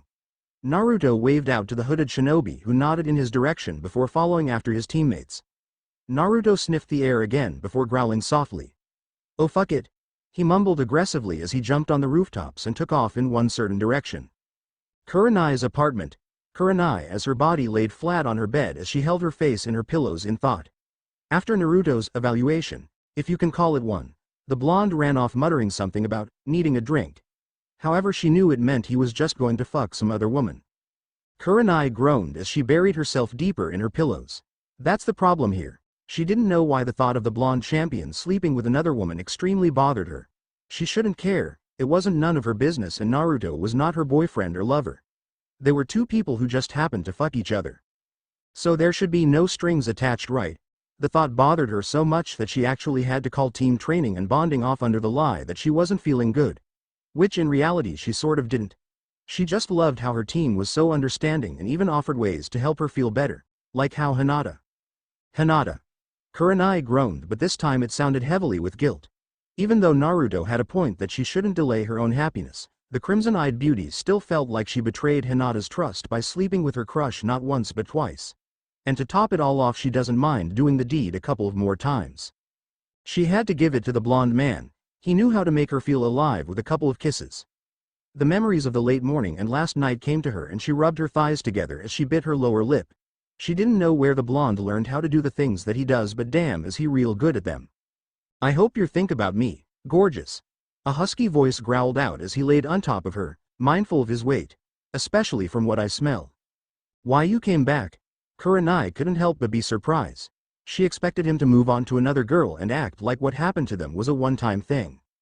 Naruto chuckled at her surprised voice as he snuggled into her neck and accidentally, well purposefully, grinded himself in her ass. Of course, why wouldn't I? Well, I thought you wouldn't to move on to someone else, she muttered as she held in a moan. Naruto raised an eyebrow before falling at her side. Well, you set a high bar for me. He grinned as he saw her eyes roll. That, and I really enjoy your company. Well, when we're not busy. Now that was something she didn't expect, and Naruto chuckled again at her look. Surprised that I like to do more than drink, fuck and fight? He then looked at her. In concern. But what's wrong? You look strange, and not the sexy strange, more like the, I fucked up, strange. By now Naruto pulled Kurenai onto his chest as she hesitantly began to rub circles on his chest. It's just that, I can't help but feel like a huge dickhead for stealing me away from this unknown person. Naruto stated as he trailed a finger up and down her arm. He felt her nod into his chest and he grinned. Well, I know something that could take you mind of it, he said sensually, which Kurenai sighed. Can we please treat this like a serious subject, Naruto-kun? She then blushed at what came out of her mouth. Naruto-kun, seems like you enjoy our time together, Kurenai-chan, he said back before sighing. But to be serious for a second, I don't fancy the idea of someone claiming me when they haven't even made the effort to confront me. I mean, with you we at least talked. Sure, I might be a bit of a womanizer, but consider how I feel about this, Naruto said with annoyance. Now. Kurenai looked up at him before he crashed his lips against hers. What do you say we make this night fun and guilt-free? He wagged his eyebrows, which just made Kurenai roll her eye before she connected their lips. Maybe this isn't such a bad thing. Naruto stood in the Hokage's office with a bored expression, wishing he could be anywhere but here, and preferably with a certain crimson-eyed beauty. After his evaluation and reinstatement, Tsunade decided to give Naruto a couple of more days to adjust before taking up missions once again. Of course, during that time, Naruto had to buy Kurenai a new couch, kitchen table, and bed. Twice. Kurenai threatened to cut him off for a few days if any more of her furniture got ruined during their lovemaking, but does he regret it? Hell the fuck no, he groaned as he scratched his scruff. Can we speed this up? I mean, the sooner you give us a mission, the sooner I'll be back home. He dodged the thrown paperweight and couldn't help but grin. Unless you want me to stay longer. Tsunade just growled at him as a light pink tint came to her cheeks. Shut the hell up, Naruto. Tsunade hated how easily the blonde idiot can get her to blush, and she officially stopped herself from calling the womanizer a brat. She learned her lesson last time. Sakura gave Naruto a look of slight disgust as Kakashi chuckled behind his book. What's the hurry, Naruto? Got a special someone waiting for you? The copy nin, after mulling it over with a bottle of sake, eventually forgave the blonde.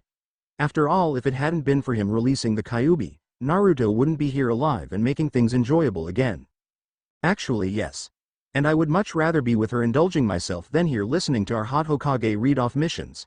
He crossed his arm as he gave the still blushing Hokage a pleading look. Can we get a mission where I could kill someone? I'm going through murder withdrawal here and sex is not helping. Sakura just looked at Naruto in shock as her mind still couldn't believe his new change in attitude. He turned into a lewd pervert, plus he is a drunkard. The man doesn't even look in her direction anymore with that goofy grin he had when they were younger. Ever since the search mission, he avoided her like the plague, and well, she slightly missed the attention. Fine. Tsunade exclaimed as she threw her hands up. If it'll make you shut up. She missed the mischievous grin that made its way to his face. They almost make this too easy. Well, Tsunade, there are many things that could make me shut up. He growled, but that turned into laughter when a scroll smacked him in the face. Oh, how he enjoyed the way he could make even the strongest and hardened women flustered. Take this fucking mission and get the hell out of my office. She threw the mission scroll to Kakashi before specially looking at a grinning Naruto and pointing to the door. She gave the man a glare that promised all types of pain if he didn't shut up. Naruto snickered as he held his hands up in mock surrender. The atmosphere completely vanished when a frantic Shizune burst through the doors. Tsunade-sama, the cage has been kidnapped. An hour later. So you're telling me Gaara managed to get the top bossman position? Naruto said as the newly reinstated Team 7 rushed through the trees towards Suna. Well damn, my boy is finally moving up in the world. He said jokingly as he wiped an imaginary tear from his face. Why, I remember when he was this tall and didn't know how to change his own diaper. Damn it, Naruto, can you take the mission seriously? Sakura scolded with a frown. Naruto was treating this as a light matter when the fucking cage of Suna got captured by this Akatsuki group. It especially didn't help when the blonde kept firing off jokes. Naruto just rolled his eyes. That depends. Will you shut that trap of yours for more than an hour? He then grinned. Or should I get good ol' Uke-chan to do it for me?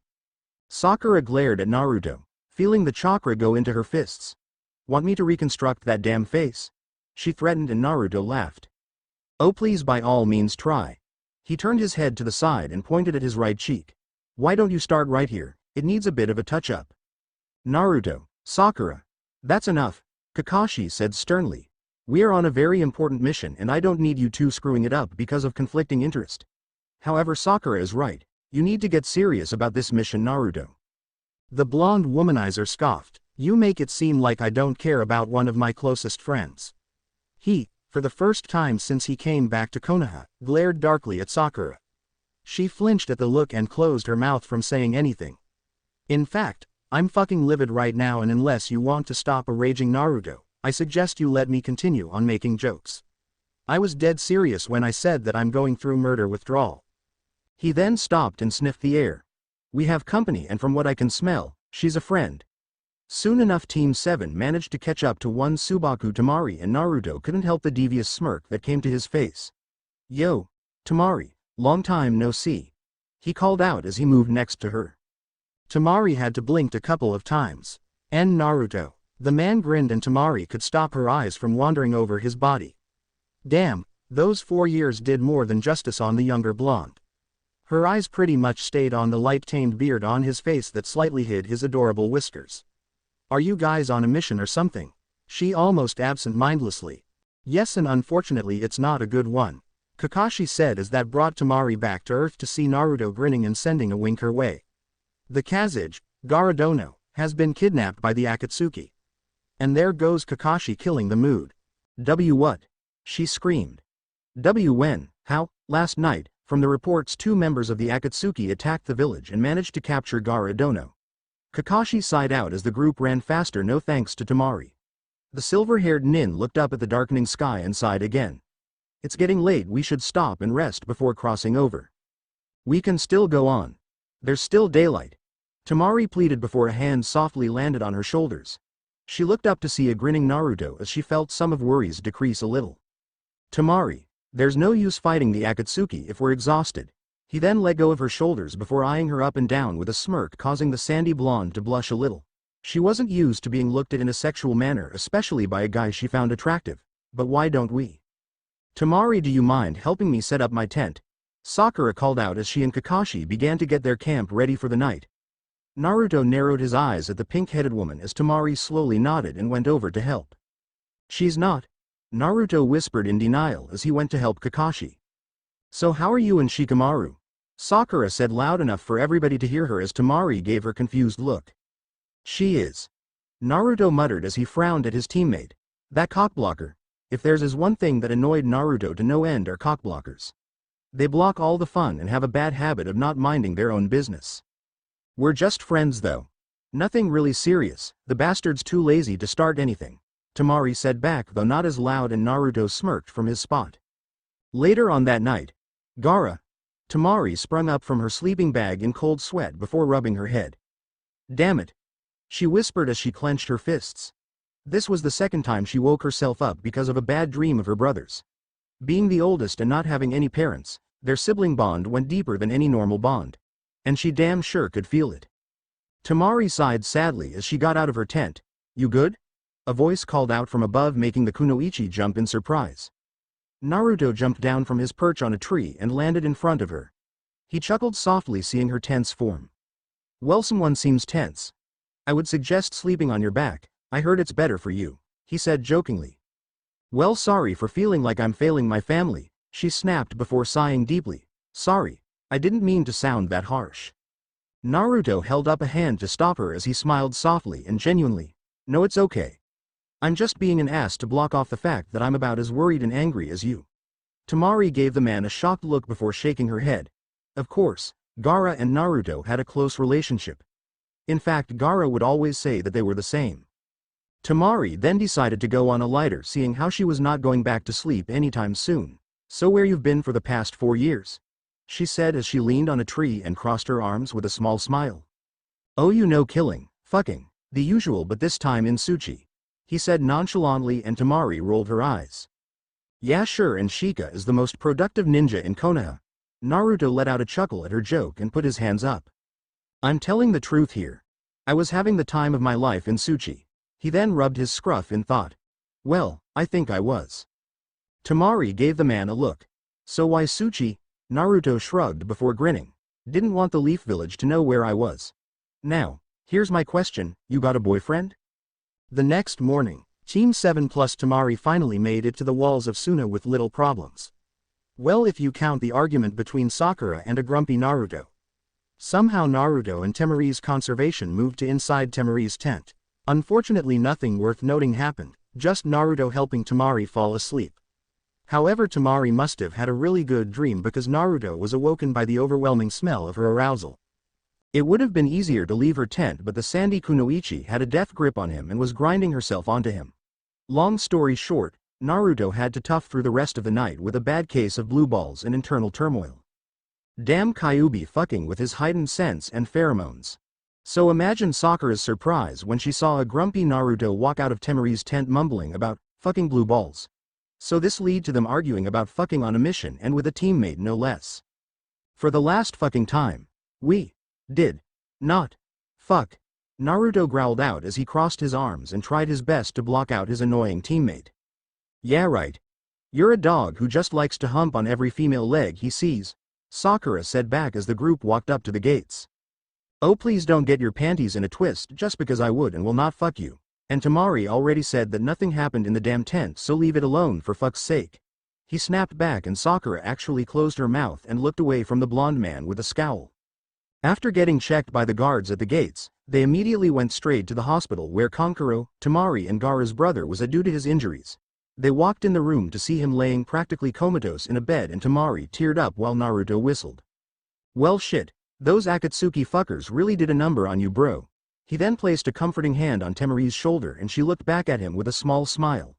Sakura's hands were engulfed in green chakra as she ran her hands over Kankuro's body. HMPH, you might not be totally useless at all. Naruto mumbled low to himself. The poison in his body is attacking his vitals, mostly his respiratory and nervous systems. If we don't act now, he'll only have a day or two left. Sakura lifted her hands of the poisoned shinobi and looked at a medical nin. Have you guys got to work on antidote? The medical nin sadly shook their heads and Sakura sighed to herself. I think I may know a solution. Naruto said with a hand raised. Why don't we, and stay with me here, kill him. Put him out of his, he took a glance at Kankuro. Silent misery. I'm not going to let anyone kill my brother, Tamari yelled and Naruto raised both of his hands in mock surrender. And that's the perfect attitude we need at this moment.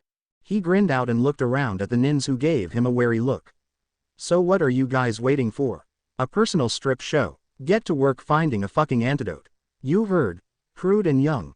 Over here, we don't have much time. In fact, Forever A. Vergen should assist you. I mean, she wasn't trained by Tsunade for shits and giggles. Sakura frowned at the nicknames as the rest of the medical nins broke out of their momentary shook and led Sakura out to their herbal greenhouse. That was unorthodox, Kakashi said as he looked up from his book. Only when I'm sober, Naruto said as he looked over to a worried Tamari. Don't worry, Tamari. I trust that Tsunade trained Sakura well.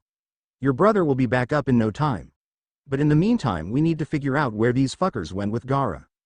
The next day, it was well into late morning when they, being Sakura, finally made a cure for the comatose shinobi. There, Sakura said as she wiped away some sweat on her forehead. He should be fine now and hopefully he'll give us some insight on where they might have taken Gaara. Tamari was silent but gave the pink-haired a nod and also a thankful look. Kakashi placed a hand on Sakura's shoulder. Good work, Sakura, rest now. He smiled at her. Yes, Kakashi-sensei. The room was oddly silent and Sakura looked around. Where's the idiot? Getting a drink or two, damn. You want to follow me when I take a piss too? Naruto stumbled in with a sake bottle in his hand as he slumped down in a chair and took a swig. Damn, no wonder everyone here has a stick up their asses. Your alcohol sucks. I should have went with water in disappointment because I taste no difference. Sakura clenched her fist in anger. What the hell? Are you seriously drinking during such a delicate mission? Kami, you should have stayed in Konoha seeing how you're absolutely no help. Naruto scoffed and looked down at the bottle. But like I said, Kakashi, you should really try this cause I know I'm not going crazy. It's like everything I drink tasted like water. How can a guy get shitface on water? Are you Kono nins always this loud? Came a shaky reply from Kankuro as he slowly opened his eyes and got up before grunting in pain. Tamari quickly ran to his side and gave him a small hug. Don't celebrate yet, we need to get Gaara back. But I already brought the drinks. Naruto grinned out as he lightly swung the bottle. Maybe a little celebration is called for. Kakashi and Tamari shook their heads while Sakura gave the still grinning blonde a glare. Kankuro just blinked twice. Whoa, it seems the blonde brat grew up. He grinned out and Naruto chuckled. I know something else that can grow up. He winked over to Tamari who heavily blushed but his grin was quickly replaced by a frown. Now since you're awake, I hope you can give insight on where they took Gaara. Check Karasu. And true to his word there was a piece of cloth the Kankuro must have snagged from one of the members. Good work. Kakashi as he was prepared to make the hand signs for a summon when Naruto interrupted him. You know one of the good things about letting Fleabag go is that my senses are heightened. Now can I see that cloth? He ignored Sakura's confused look as he took a quick sniff before gagging. Holy shit. This thing smells like ass and explosions. But whatever, let's go while it's still fresh. He grimaced before handing it back to Kakashi. I'm coming with you guys, Tamari said as she gripped the giant ass fan on her back. As much as I would love for you to come, cue Sakura's disgusted frown and Tamari's blush. You're too vital to the village and we need to run it until we get Gaara back. He gave her a vulpine yet reassuring grin. Don't worry Tamari, I'll bring Gaara back. She couldn't anything but nod as a different kind of blush came to her face and she avoided eye contact. Naruto sniffed the air and had to repress a growl. Damn it, focus, focus. I'll join you. An elderly voice called out as an old woman walked into the room. I know Sasori's work and it's best to have me on your side. Naruto, who was fidgeting, clapped loudly. Good, great, now let's go. He quickly walked out the room, leaving everyone to look at where he left with a confused look. Ah, it's nice meet you. Kakashi trailed off. Lady Chio. In a dark cave, the body of an incapacitated Gaara was thrown to the ground as someone yawned loudly. Man, who knew Biju hunting was tiresome, right Sasori Dono. A large hulk of a figure grunted. Do make me lose the little amount of patience I have, Deidara. Deidara chuckled nervously. You should take it easy. Our main job is completed. Ah, the mission with the Ikibi is completed. A voice of authority called out as 7 other figures appeared in the cave. Good. We must hurry and extract it. Suddenly the ground started to shake as a huge statue appeared and each member stood on a finger. There was one spot missing. Now stand and be still. The leader said as he shot a glare towards a certain member. Yeah, I fucking gotcha. A blue stream of chakra came out of the statue's opened mouth and engulfed Gaara in it. A beige color energy began to come out of the cage and into the mouth of the statue. The members internally sighed, it was going to be a long few days. So anyone want to play? I spy. Yep, a long few days. A day later. With Naruto. Are you even positive that we're going the right way? Naruto took in a deep breath as he focused on the scent they were using to track down the Akatsuki members. Like I never remember you even being a tracker anyways? Things have changed Sakura and I trust Naruto knows exactly what he's doing. Kakashi quickly said as the blonde womanizer shot him a thankful yet annoyed look. You Konoha nins are very unorthodox to say the least. Lady Chio piped up and Naruto rolled his eyes. Oh, I'm sorry, are we not up to your standards? He sarcastically asked and Lady Chio actually nodded. Well, you can take those standards and shove it. Naruto. Show some respect to your elders. Sakura scolded as she frowned at him. Or were manners not a thing in Tsuchi? Look everyone, I have my own personal mother. You mind giving me a bedtime story when I go to bed, mommy? Naruto said as he rolled his eyes again before stopping completely. What is it, Naruto? Kakashi asked as he became tense. They all jumped down into a clearing with everybody becoming tense. Well, except for Naruto, he just had his arms crossed with a frown on his face as he looked at one particular spot. I can smell you, ya no. So this hiding shit is pointless and a waste of my time. Naruto called out. A figure stepped into the clearing as Sakura gasped and Kakashi glared. Naruto grinned and placed his hands in his pockets. Well, if it isn't Mr. Psychopath himself. How's the family? Hello Naruto-kun. Itachi said with a frown. I see you've grown up. He then gave Kakashi a slight nod, ignoring the hateful glare the one-eyed nin sent at him. Yeah, you know I've been working out, checking my diet and killing assholes on my shit list. The womanizer then chuckled. Turns out you're at the top of this list along with the snake fucker. Seems like Papa's going to have a good day. And with that he quickly appeared in front of Itachi with a fist cocked back. Itachi caught the fist and threw the blonde over his shoulders. Naruto landed on his feet and brushed his jacket. The blonde then stomped on the ground as a piece of earth under Itachi sprouted up, hoping to skewer the Uchiha. Unfortunately, Itachi easily dodged the attack and gave Naruto a confused yet slightly impressed look. New techniques. A new jacket too. Naruto said he swiped his hand and a wave of fire rushed at the Uchiha, who used the Kawarimi to quickly be replaced by a log. Ya no, I don't like this game of tag. So start fighting me back or I'm going to get very angry. He then formed a finger gun with his hand and closed one eye. But I'm sure you're into that. Bang. Suddenly a fireball fired out from Naruto's fingers and Itachi narrowly avoided the explosion that quickly happened afterwards. In fact, his robe was burnt on the left side and Itachi frowned. Rakery. Itachi hissed as the attack scratched his side. He held his side and dodged the fist from Sakura that created a creator. So she figured out Tsunade's strength. Naruto mumbled before smirking. Her usefulness is certainly increasing. He then held a hand out as fire surrounded it. He then punched the ground as the earth split open to release a huge fiery yet muddy hand, then actually managed to grab the Uchiha. Gotcha, you slippery bastard. Naruto smirked as he saw Itachi's pained face. I'll have to say, Naruto-kun, you're much stronger than any of us had envisioned. Itachi said through gritted teeth. I wonder if you'll be this stronger when we actually fight.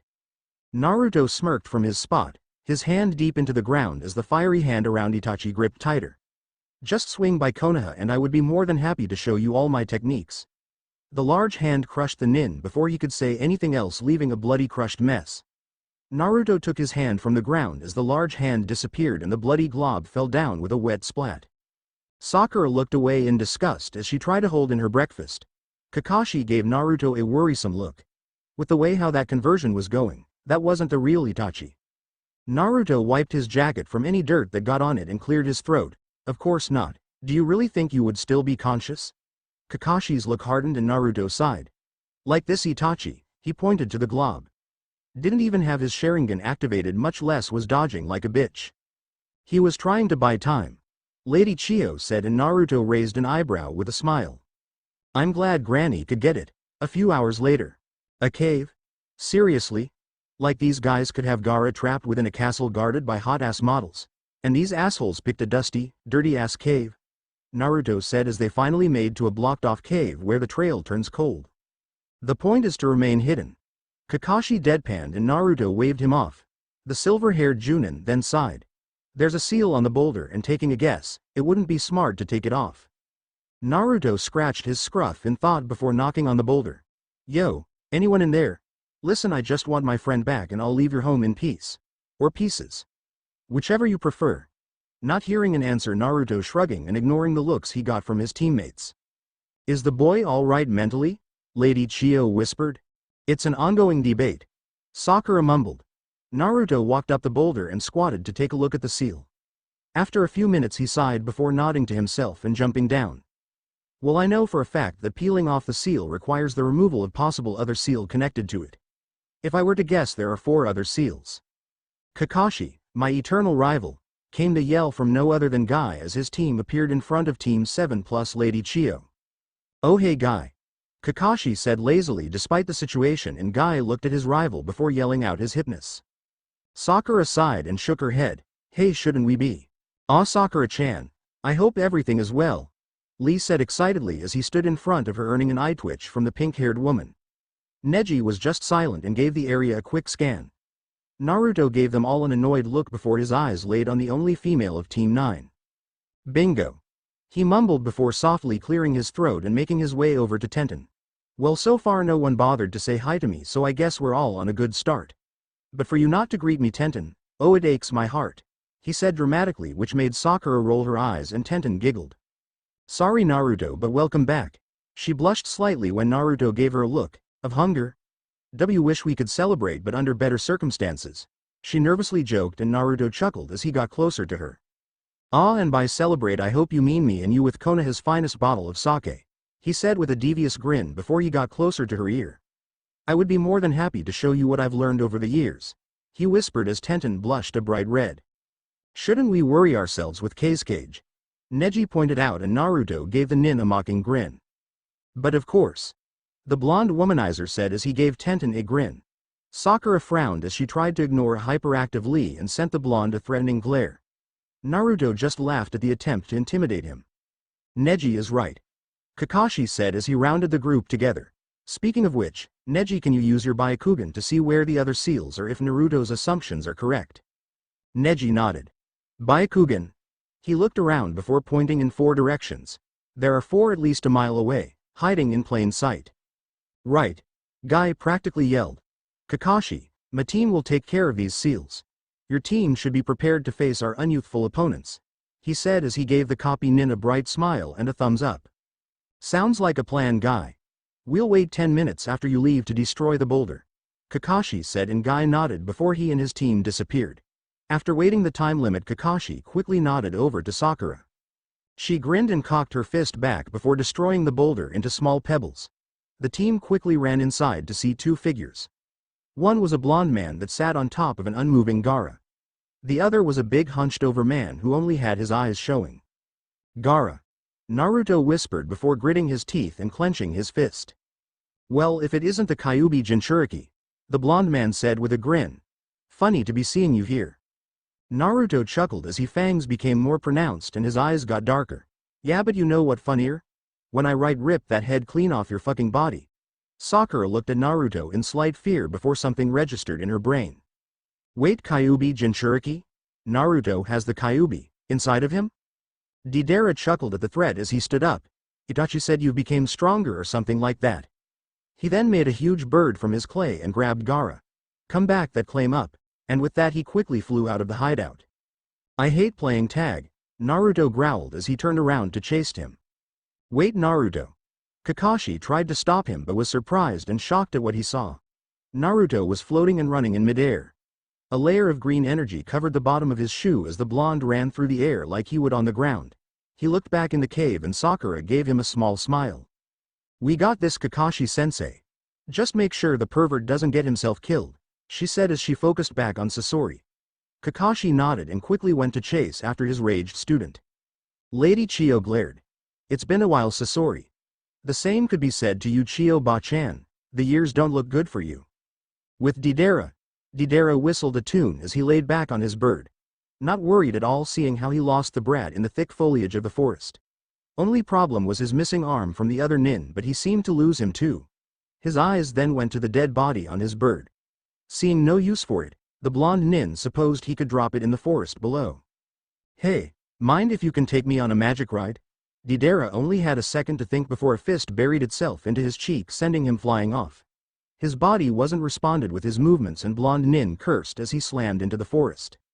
Naruto stood on the bird and picked up Gaara. Shitty ride, now that I think of it. He jumped off not before sending a fireball and made the clay art exploded. Now to deal with a shitty Akatsuki member. He gently set Gaara down and made his way over to the downed body of Deidara. Naruto stopped as his eyes narrowed. Really? The body turned out to be a clay clone and Naruto felt his anger rising. Oh, you're poking a very angry bear. The blonde snarled out before dodged a piece of clay which exploded by his face. The blonde felt something drip on his cheek and sure enough it was blood. His own blood. Okay, going for the face. Huge mistake. He slammed his hand on the ground before grinning. Found you. He then chucked a huge fireball at a tree before throwing one at a bush. The two plants easily burned and Naruto growled. Now that I think about it, I really hate hide and seek too. He then sent another ball of fire at a tree. Come on out, I have a cookie. He then stomped on the ground as the whole area shook and spikes sprouted out from the ground and fanned out, being mindful of the cage. A curse ranged out and Naruto smelled the scent of blood. Game over. He held out a finger as fire and lightning swirled around his finger till it formed a white ball. The ball got bigger till the size of a human head. White wisps expelled from the ball and the area got brighter, almost annoyingly so. I'm going to give you till the count of 3 to come out or else I'm going to play God for a little bit. No reply and the ball got a bit bigger. 1. 2. Naruto then unleashed the ball towards the tree Deidara was hiding at. The explosion would have expanded into the skies and heard for miles, probably even in Konoha, had Kakashi not warped it and whatever was in its path away. The only thing left was a vacant crater. Naruto looked at the spot for a moment. What the fuck, Kakashi? He snarled as he turned to give his former sensei a heated glare. I should be asking you that, Naruto. Kakashi glared back before he collapsed on the hard ground. Kurenai sighed in irritation as she plopped down in an empty seat. Well, someone's a bit moody. A feminine voice called and Kurenai looked up to see her friend Azuki Yuago giving her a look of concern. Tough day.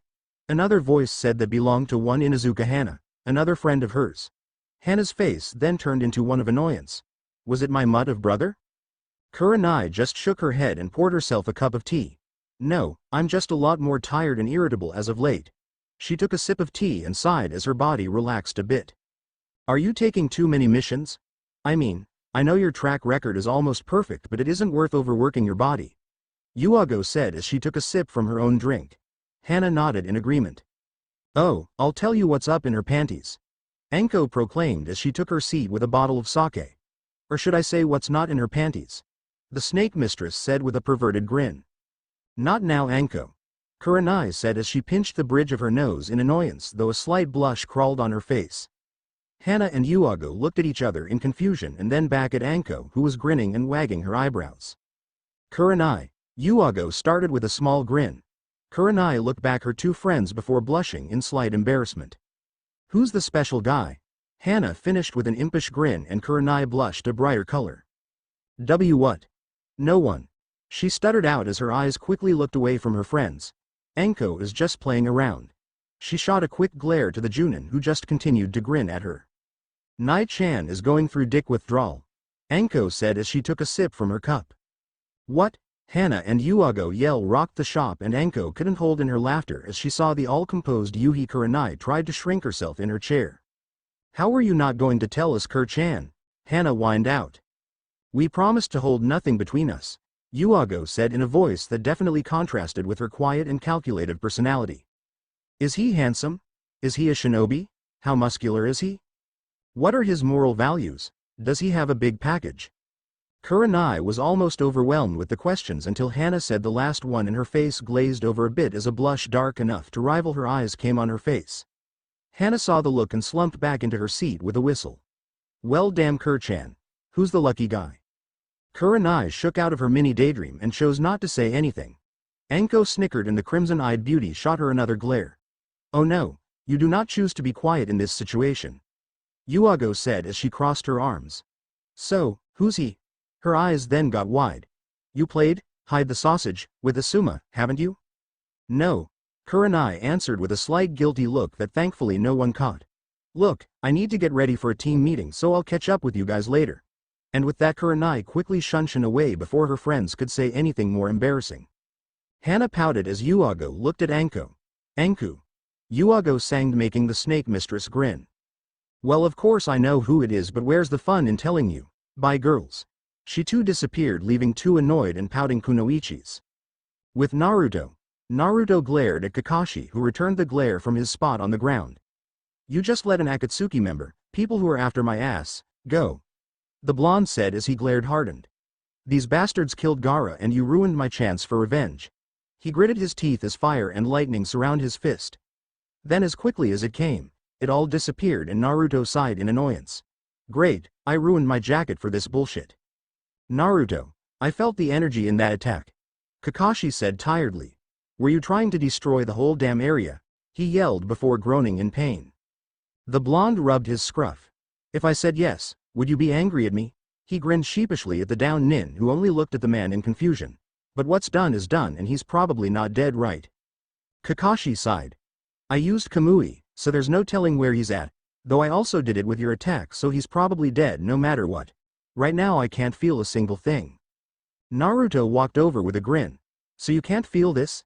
He kicked the nin in the side and received a harsh glare. Sorry, though his grin said otherwise. Just checking for scientific purposes. My eternal rival, has your flames of youth gone out?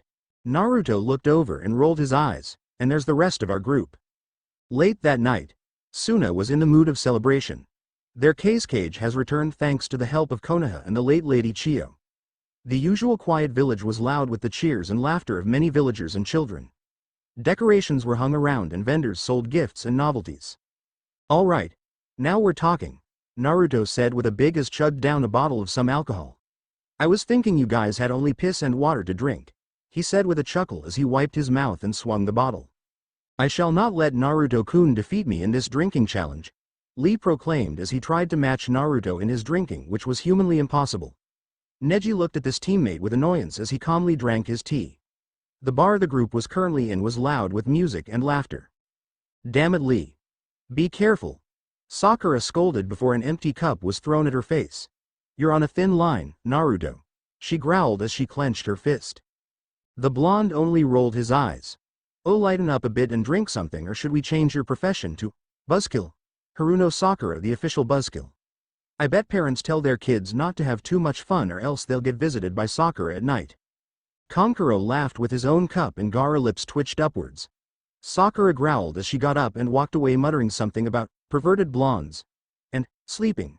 The feeling is mutual, honey, Naruto called out jokingly before taking the last drops in the bottle.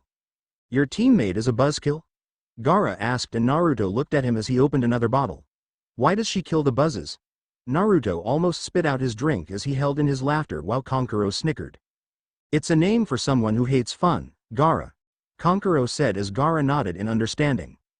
A hand slid over Naruto's chest and both brothers were surprised to see their sister Temari leaning over a smirking Naruto. Well, speaking of fun, do you guys mind if I borrow Naruto for a little bit? He felt her breast press into his head and his smirk got wider until he smelled it. His eyes darkened and he quickly popped out of his seat with his drink and took Temari's hands. Yeah, Promised Tamari that I would show her, one of my special techniques, yeah. And just like that they both were gone in an eruption of fire. The other occupants in the bar looked at the spot before shrugging and continued doing what they were doing.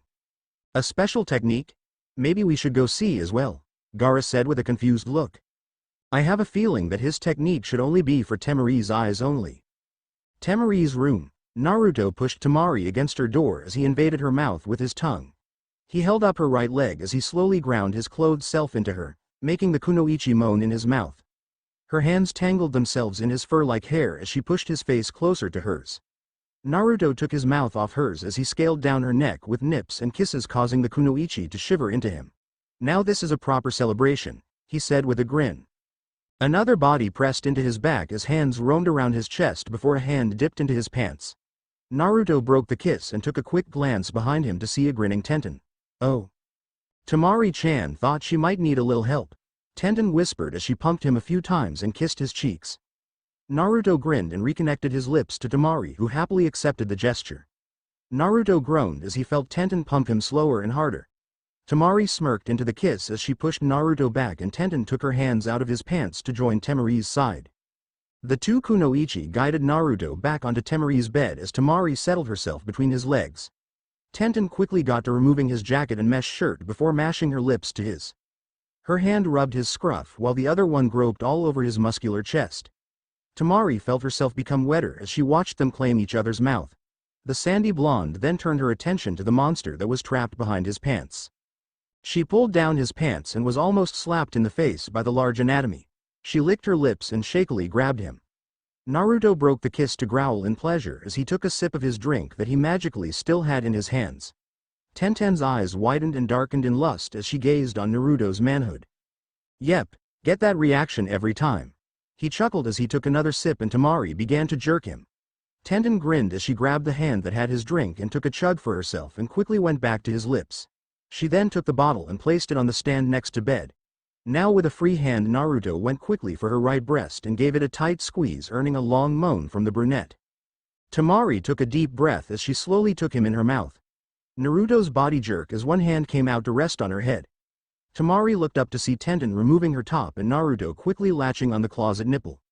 The sight made Tamari moan as she used a hand to pleasure herself and bobbed her head on his shaft.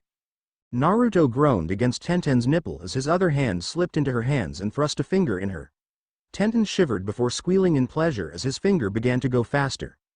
The scent of arousal flooded the room and Naruto growled before removing his hand and mouth. He stopped Tamari, who gave a whine of disappointment. I'm not a slow type of guy. His voice was heavy with lust and both girls moaned at it. He pointed to Tenten's pants and Tamari's kimono. Off. Both girls looked at each other before grinning and nodding. Naruto sat almost dumbfounded when he saw Tamari quickly mashed her lips with Tenten. Both girls shed each other clothes off with licks, nips, and kisses in between. Tenten laid on top of the blonde kunoichi whose fingers were currently in her. Tamari's other hand was squeezing and rubbing the brunette's ass as Tenten kneed Tamari's breast. Naruto stood in a trance-like state before grinning stupidly. Oh, they'd definitely done this before. Being as quiet as he could, he positioned himself behind the kunoichis and gripped one of their hips. Happy day, he sang to himself. Tamari moaned loudly as Naruto slowly pushed himself in. Her hands faltered in Tenten and her breaths came out as gasped. I hope you guys didn't forget about me, he said as he leaned over Tenten, trapping the two girls under him. Well, prepare yourselves, cause none of my women walk straight the day after. The next day, once again, I thank you for the help, Gaara said as he clasped hands with Naruto. I'm forever in your debt. The blonde nin just waved him off. None of that professional shit, we're friends, brothers even. Gaara nodded with a very small smile as he released Naruto's hands.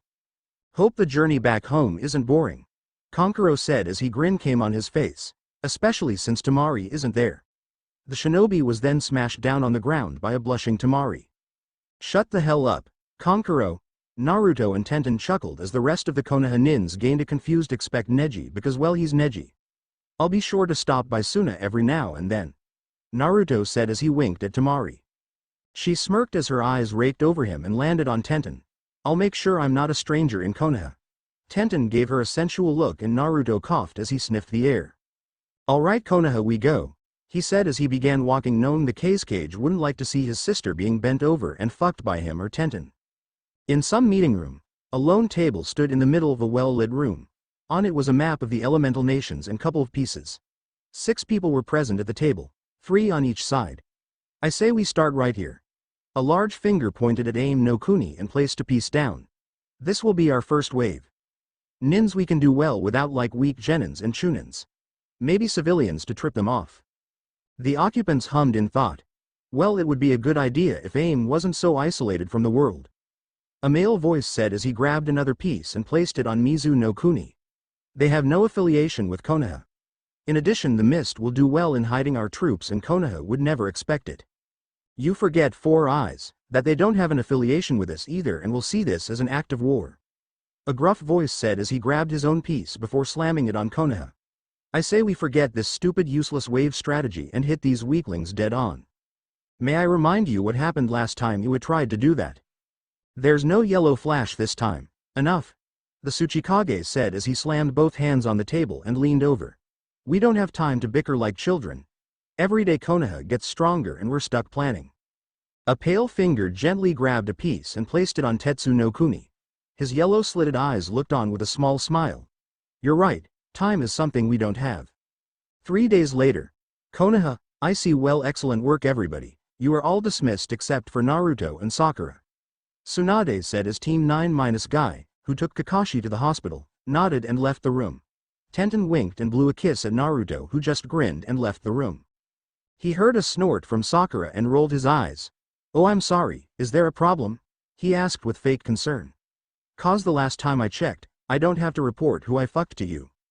So you admit it then? Sakura said as she sent an accusing finger at the blonde. You had sex with Tenten while on a mission. Naruto rolled his eyes again as he scratched his beard. Well, for one, the mission technically was over with. I mean, if you still want to report on that, I guess I could start with the way her tongue was practically wrapped around my. Alright, enough with the both of you. Tsunade tried to say sternly, but Naruto grinned at the pink that dusted her cheeks. While there's no rules against sleeping on a mission, it's still highly unprofessional. Boom. Naruto exclaimed with a grin. So I can fuck whoever I want and you can finally hop off my metaphorical dick. Sakura frowned and looked away. Anyway, before he died, Sasori revealed that he had a spy in Orochimaru's ranks working for him. Sasori was supposed to meet up with this spy in 5 days at the Tenchi Bridge. Tsunade hummed in thought. It could be a great opportunity to get a leverage on Iwa and that snake bastard. But who to send for this mission? She then focused back to the 2 nins. One was giving her a bored look and the other was a hopeful one. Tsunade-sama, Sakura proclaimed as she straightened her back and gave the Hokage a serious look. I would personally like to volunteer for this mission. The blonde Hokage raised an eyebrow. Well, that was easy. She's a great medic and with Orochimaru that means the Uchiha is involved, so she is better motivated than most. Tsunade nodded. Alright Sakura, you shall be a part of the ambush mission. The pinkette smiled widely and both females turned to Naruto. What? The blonde asked before looking down and frowned. Yeah, I know my jacket is ruined. Now I have to buy a brand new one. Aren't going to join the mission, Naruto? Sakura asked with a surprised look. Naruto scoffed. Yeah, fuck that. I would rather relax here in the village. Both kunoichis couldn't believe what they heard. Well, Tsunade had a feeling. They might give us information on Sasuke-kun, Sakura said. Okay, and? Naruto said as he rolled his eyes. Why would I care about that psycho? Because he was your brother, you even said so, you promised that you would bring him back. Sakura screamed at him and Naruto scratched his beard. You're right, I did promised. And now I'm making a new promise. If I go on this mission and I see this asshole, I'm going to kill him. He said darkly and Sakura was shocked into silence. He then gave Tsunade a fanged grin. Well then Tsunade, I guess you got another member on this ambush team. He gave Tsunade one last glance and walked out of the room. With Kurenai. So how many times did he come? Was he a virgin? Of course not, you girls know Nai-chan loves guy with experience. Define experience. Kurenai just sighed as she pinched the bridge of her nose. Ever since Hana and Yuago found out about her special friend, they have not stopped hounding her for information and his identity. To make matters worse, Anko, knowing damn well who is, kept giving them hints. She leaned her head onto her hand as she thought about him. The way he would tightly hold onto to her as he whispered jokes and compliments into her ear. How he would leave feather kisses all over her body. The way he thrust in her, neither would it be slow and hard nor fast and passionate, just everything in between.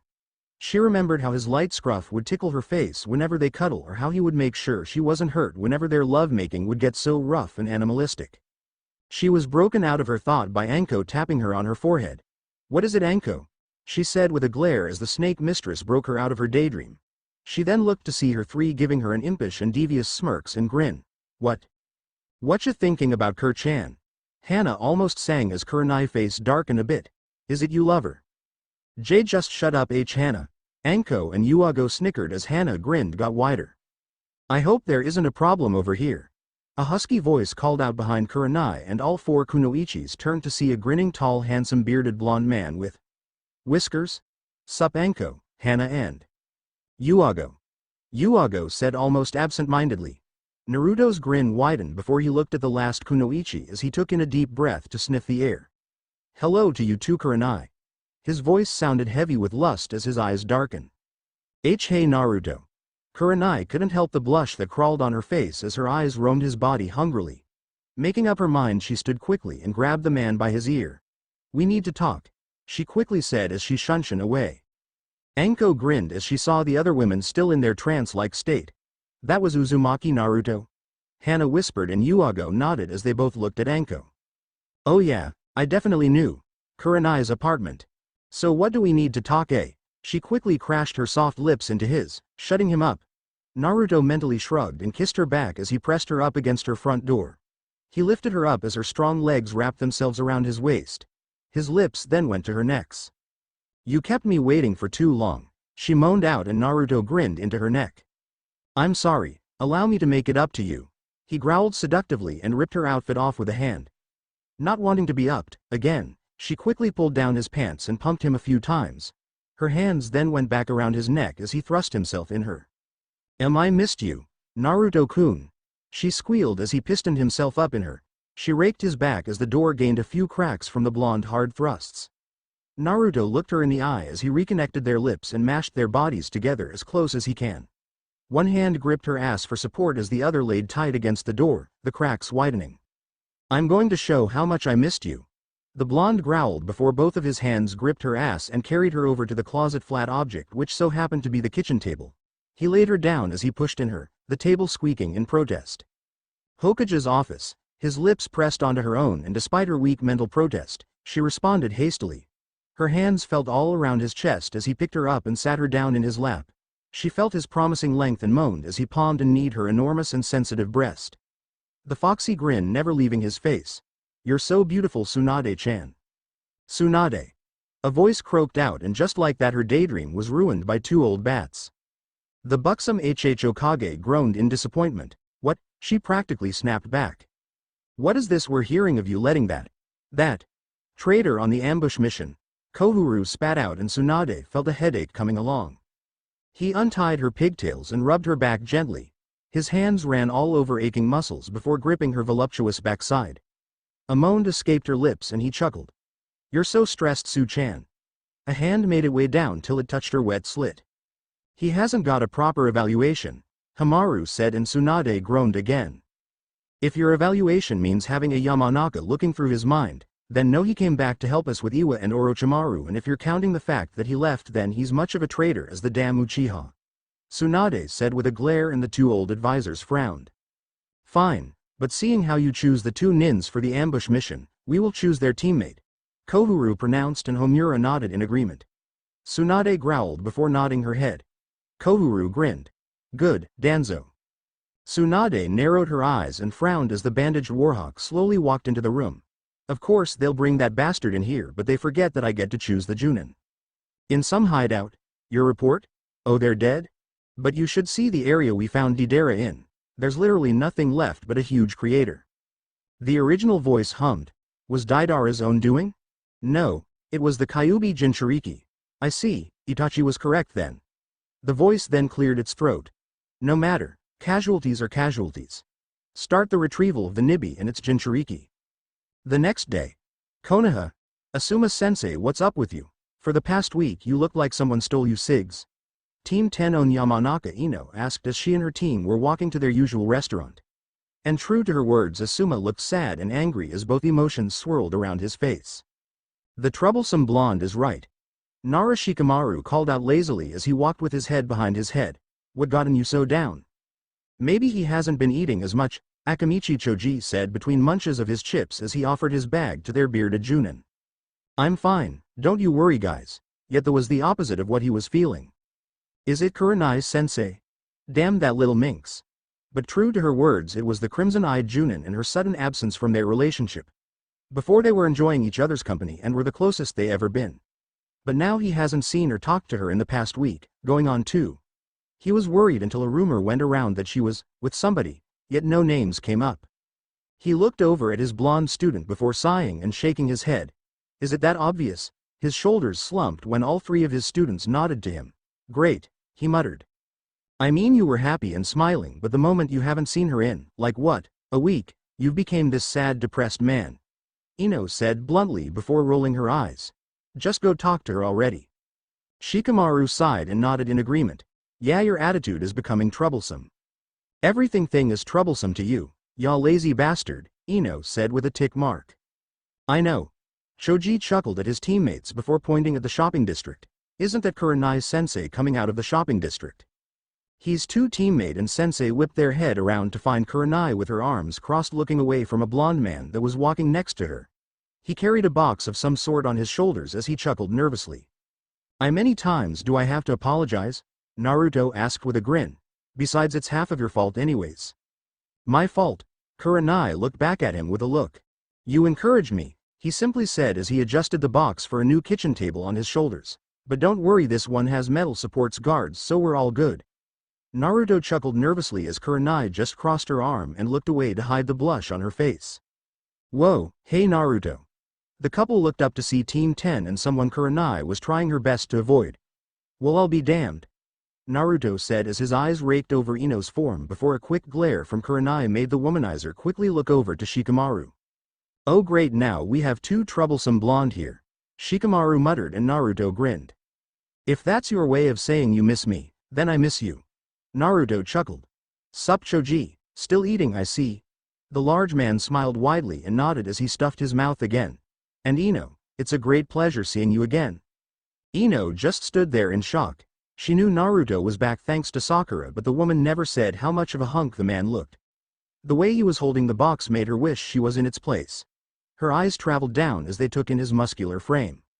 Naruto chuckled as he poked her forehead. You okay in there? She quickly squeaked and blushed a dark red. Hey and Naruto. Hello Asuma-san. Kurenai said with a small smile and the bearded Junin returned her one. Hey Kurenai-chan. He replied back, making Naruto raised an eyebrow as he looked between the 2. They aren't. The blonde thought in denial as he shifted the box. We should really catch back up Kurenai-chan. How about tonight at 8? We can go to the restaurant we always went to?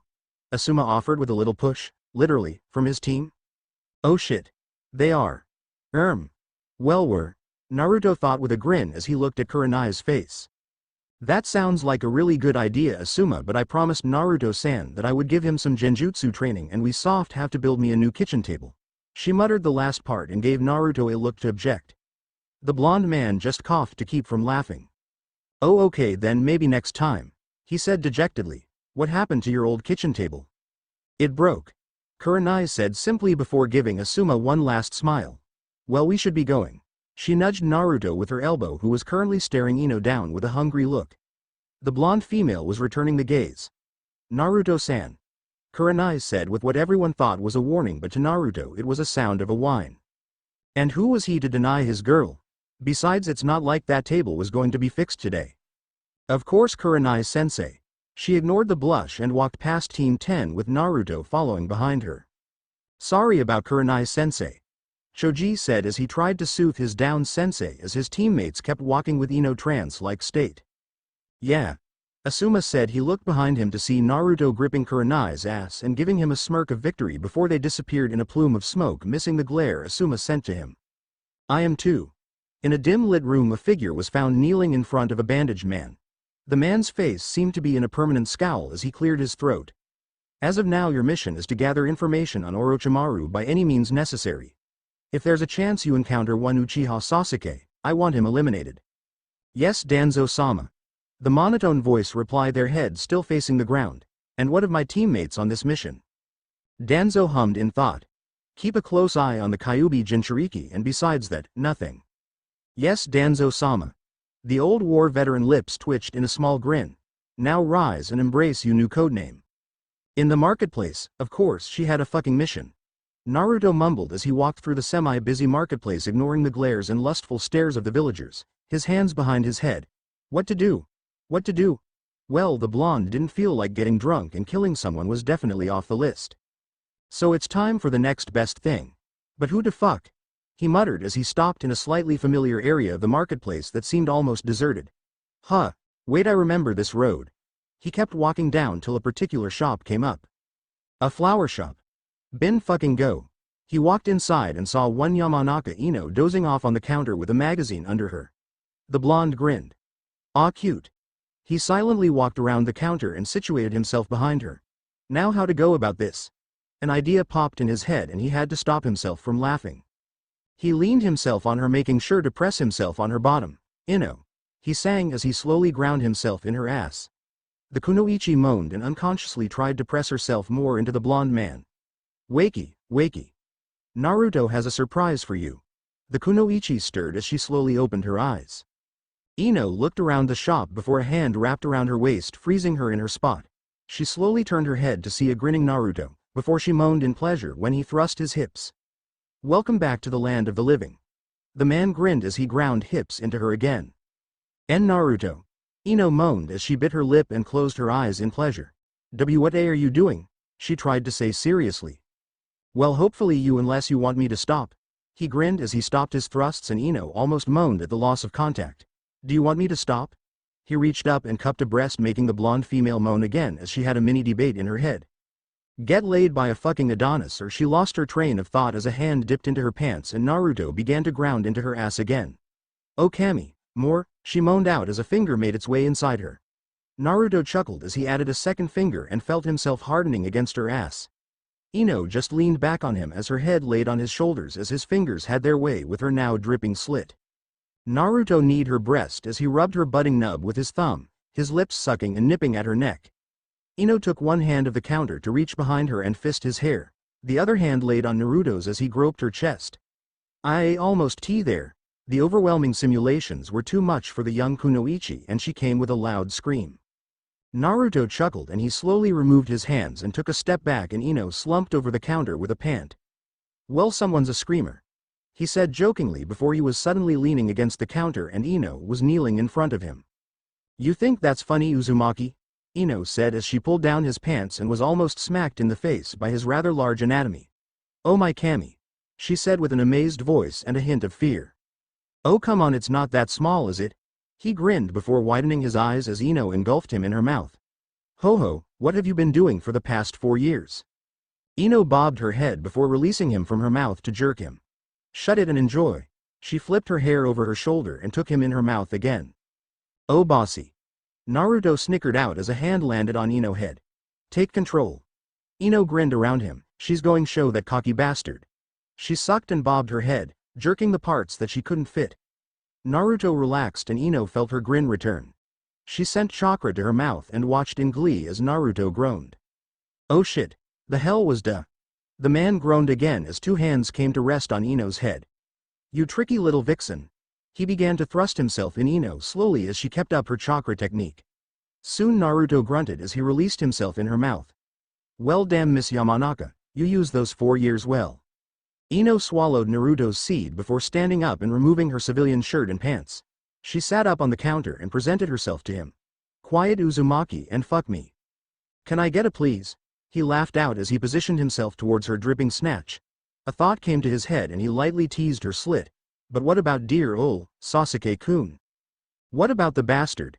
Good answer. He then quickly thrust in as Ino's moans grew louder. She wrapped her arms around his neck as his legs wrapped around his waist. Naruto groaned with her tightness and pistoned himself in her. Ino laid her head on his shoulders, trying to muffle her screams of pleasure as he picked up the pace. Fuck, Naruto, more. Naruto wrapped one arm around her hips as the other laid flat against the counter. Ino's nails raked on his back as Naruto nipped at her neck. The counter was groaning out its own protest as the two blondes went at each other like animals. Konoha Hospital. So you're sending Sakura and Naruto on this ambush mission? Kakashi asked as he sat on his bed. Tsunade nodded. Yes, Sakura, as you can imagine, quickly volunteered. She then paused before sighing almost sadly.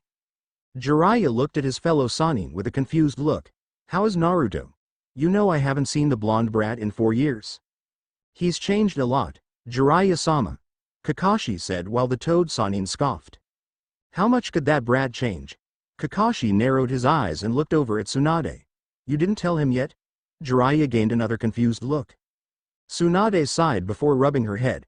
I was hoping to find a way to break it to him. Now Jiraiya, before I tell you this I need to do 2 things. 1. Stay cool and collected, and 2. Don't jump to conclusions, she said seriously, and Jiraiya nodded sharply to her and he leaned on the windowsill and crossed his arms. I don't like the sound of this, Tsunade Harem. Well, during the retrieval mission of that damn Uchiha brat, Kakashi flinched a bit. Naruto ran into Orochimaru and did exactly what you think. Jiraiya shook his head and chuckled as Tsunade continued. Naruto was dying and did something that could cause problems with the Akatsuki once they find out. No, Jiraiya whispered as he quickly stood on his feet. The brat's an idiot, but he's not that stupid. When faced with death we do a lot of stupid things, Kakashi said, but according to Naruto the Kyuubi gave him some new techniques. Tsunade nodded in agreement. His control over the element shave increased tremendously. Imagine my granduncle's control over water but with the main 5 elements. I have yet to do a physical checkup, but somehow his strength and durability have increased, probably beyond human means. She then turned to Quiet Man in the room with them. And that's why I need you to keep an eye on him. There's no telling what else the Kyuubi did to his body. The man nodded before looking over to Kakashi. Is there anything else I should be careful about, Kakashi-senpai? Only one, don't underestimate him, with Naruto. Who's the sexiest man in the world? Me. Naruto sang to himself with a bottle in his hand as he walked down Konoha. Uke-chan can suck it, or Chi-chan can kick the bucket. Suddenly Naruto jumped over a black figure and narrowed his eyes. Hey, watch WH the fuck? The all-black tiger growled before taking a swipe at the blonde ninja, who just jumped back and held a finger out. Bang! A fireball crashed and exploded the tiger, making black ink to splash everywhere. Ha! Take that, you piece of shit! He heard multiple growls and dodged a swipe from one tiger and jumped over a lunged from an ink wolf. He kicked away an ink bear but unfortunately dropped his bottle. Okay, fuck this. He stomped on the ground and the area shook before stone spikes sprouted from the ground, skewing the ink animals. He stomped his foot again as the spikes sunk back into the ground. He looked around till he spotted someone on a roof looking down at him with a paintbrush. That motherfucker owes me a drink, he growled before he disappeared in a flash of lightning. His attacker looked on in confusion till a finger was pointed in their face by Naruto. His speed is incredible. Alright, so unless you want half a head I suggest you start explaining. The womanizer then took a long glance at his silent enemy to see that they had a Konoha Hite aide and that they were very pale female. She still had an impassive look as she gazed back at Naruto. I see, you are more than what they say. But to me you still look like a dickless boy. And with that she disappeared in a shunshin, leaving a very confused Naruto. What in the absolute fuck? He then stuck a hand down his pants and sighed. Phew, she scared me for a moment. Yamanaka flower shop, and he changed so much. Did you know that he had sex with Tenten while we were on a mission? He's a drunkard who only cares about the next girl he's gonna lay with. That's nice, Sakura. Like he threatened to kill Sasuke-kun on this mission, even after he promised me that he'll bring him back. Oh really? And, okay, what's wrong with you? Sakura looked at her friend, who gazed at the door with lidded eyes and a goofy smile. Nothing at all, Ino said as her smile widened. 3 days later, Hokage office. Naruto grumbled as he made his way up to Tsunade's office, making sure to send a suggestive wink to Shizune on his way in. Inside the office he saw 2 new people, one of them brought a smirk to his face. Well, if it isn't the bitch that owes me a damn drink. He held up a finger to her with a grin. I forgot to blow your brains out before. Naruto, stop it, Tsunade commanded, and Naruto placed his hand back in his pocket with a sigh.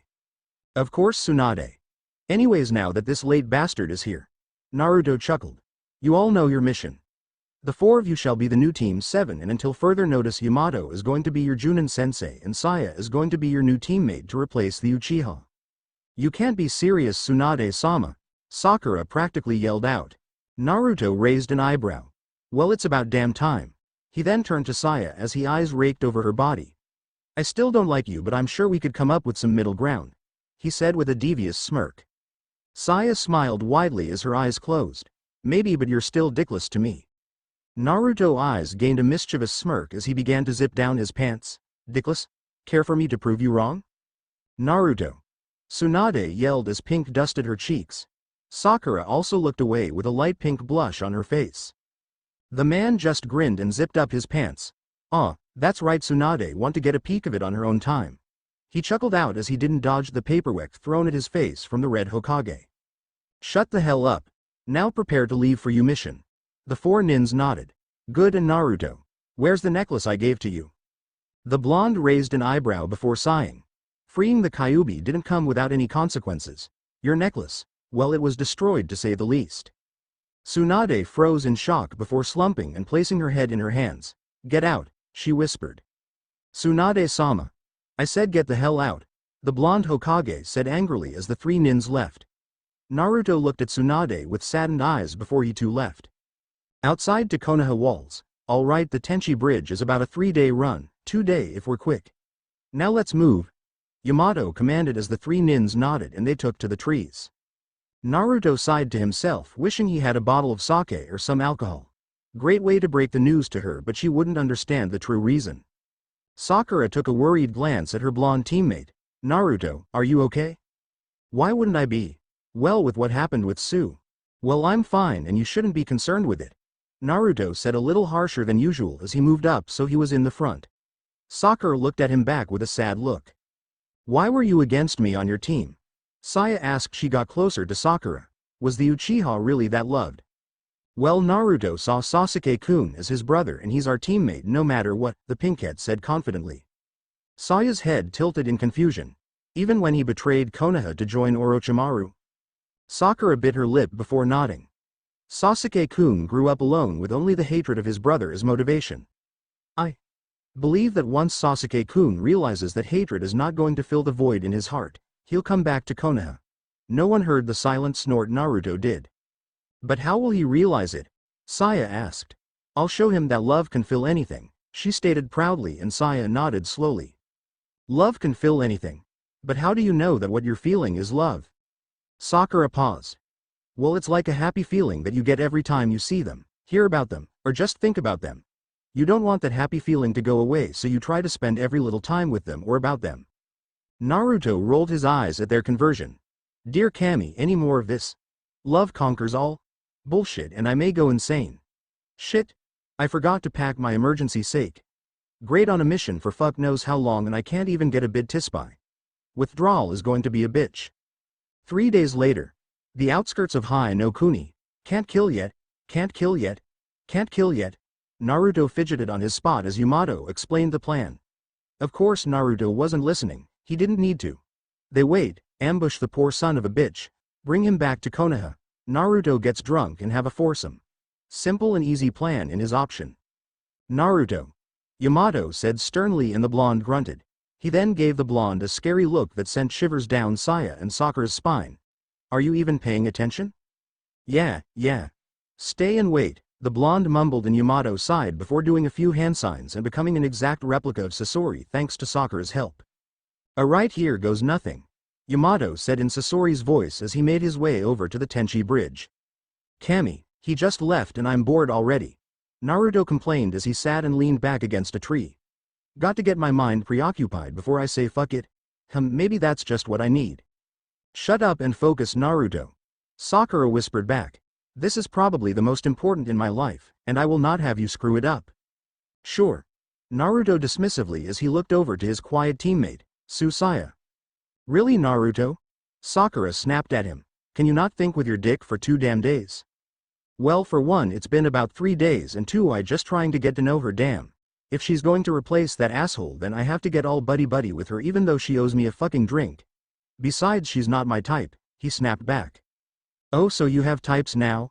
It seems Yamato-sensei is talking to the spy now, Saya said, interrupting her two teammates, and Naruto grinned. Fucking finally. Wait, is that Kabuto? And true to his word, it was the white-haired shinobi that was currently talking to Yamato. And if Kabuto's here, that means Orochimaru appeared behind Kabuto, who ruined Yamato's disguise. Maybe I will get to kill something today. With Yamato quickly brought space between him and Kabuto as Orochimaru chuckled. Kukuku. Well, it seemed my little experiment survived. Now why don't you call those two little mice out? Now this surprised Yamato. Too, he did the signal as Sakura and Saya appeared next to him. Where's? Well, if it isn't Orochi fucking Maru, Naruto said as he appeared behind the snake Sanin. Oh man, how I have missed you. I never got to thank you, he grinned. Oh Naruto-kun, I'm surprised that you're alive, Orochimaru said with a chuckle. I just have to tell Sasuke-kun about this. The snake Sanin grinned, hoping to anger the blonde only to get a laugh in the face. And I'm surprised I don't see Uke-chan glued to your dick. What, Kabuto wasn't god enough for you? The blonde then dodged a fist and jumped back. Whoops, did I struck a nerve. Kabuto, deal with those fools. I'm going to have fun with Kyuubi Jinchuriki, Orochimaru said. If you want this hot ass, you gotta work for it, Naruto chuckled as he took off into forest with Orochimaru behind him. Wait, Naruto. Yamato tried to run after him but was kicked back by Kabuto. You'll have to get by me first.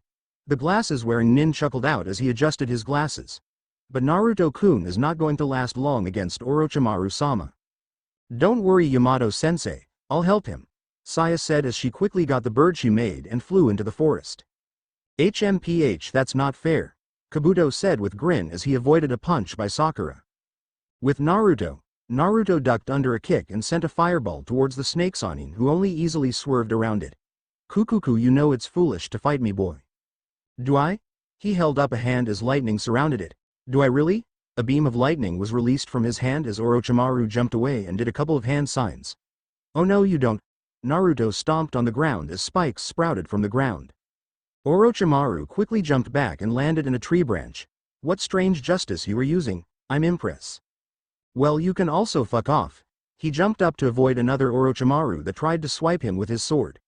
Bang!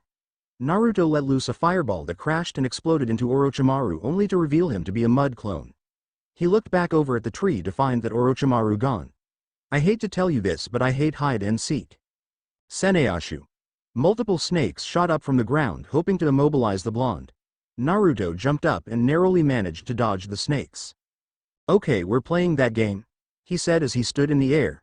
He pointed a finger at the ground as lightning and fire surrounded, similar to how it was in Suna, as a ball formed in front of him. But there's no Kakashi this time. Taio.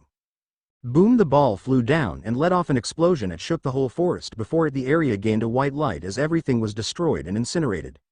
Saya struggled to stay on her bird as she looked at the destruction with wide eyes. He destroyed the whole area, there's nothing left. Kabuto stopped his fight to stare at the mushroom cloud with slight fear in his eyes. That wasn't Orochimaru for a fact. He muttered as the two other Konoha nins looked on with wide eyes. That power. It must be the Kyuubi's doing, Yamato thought.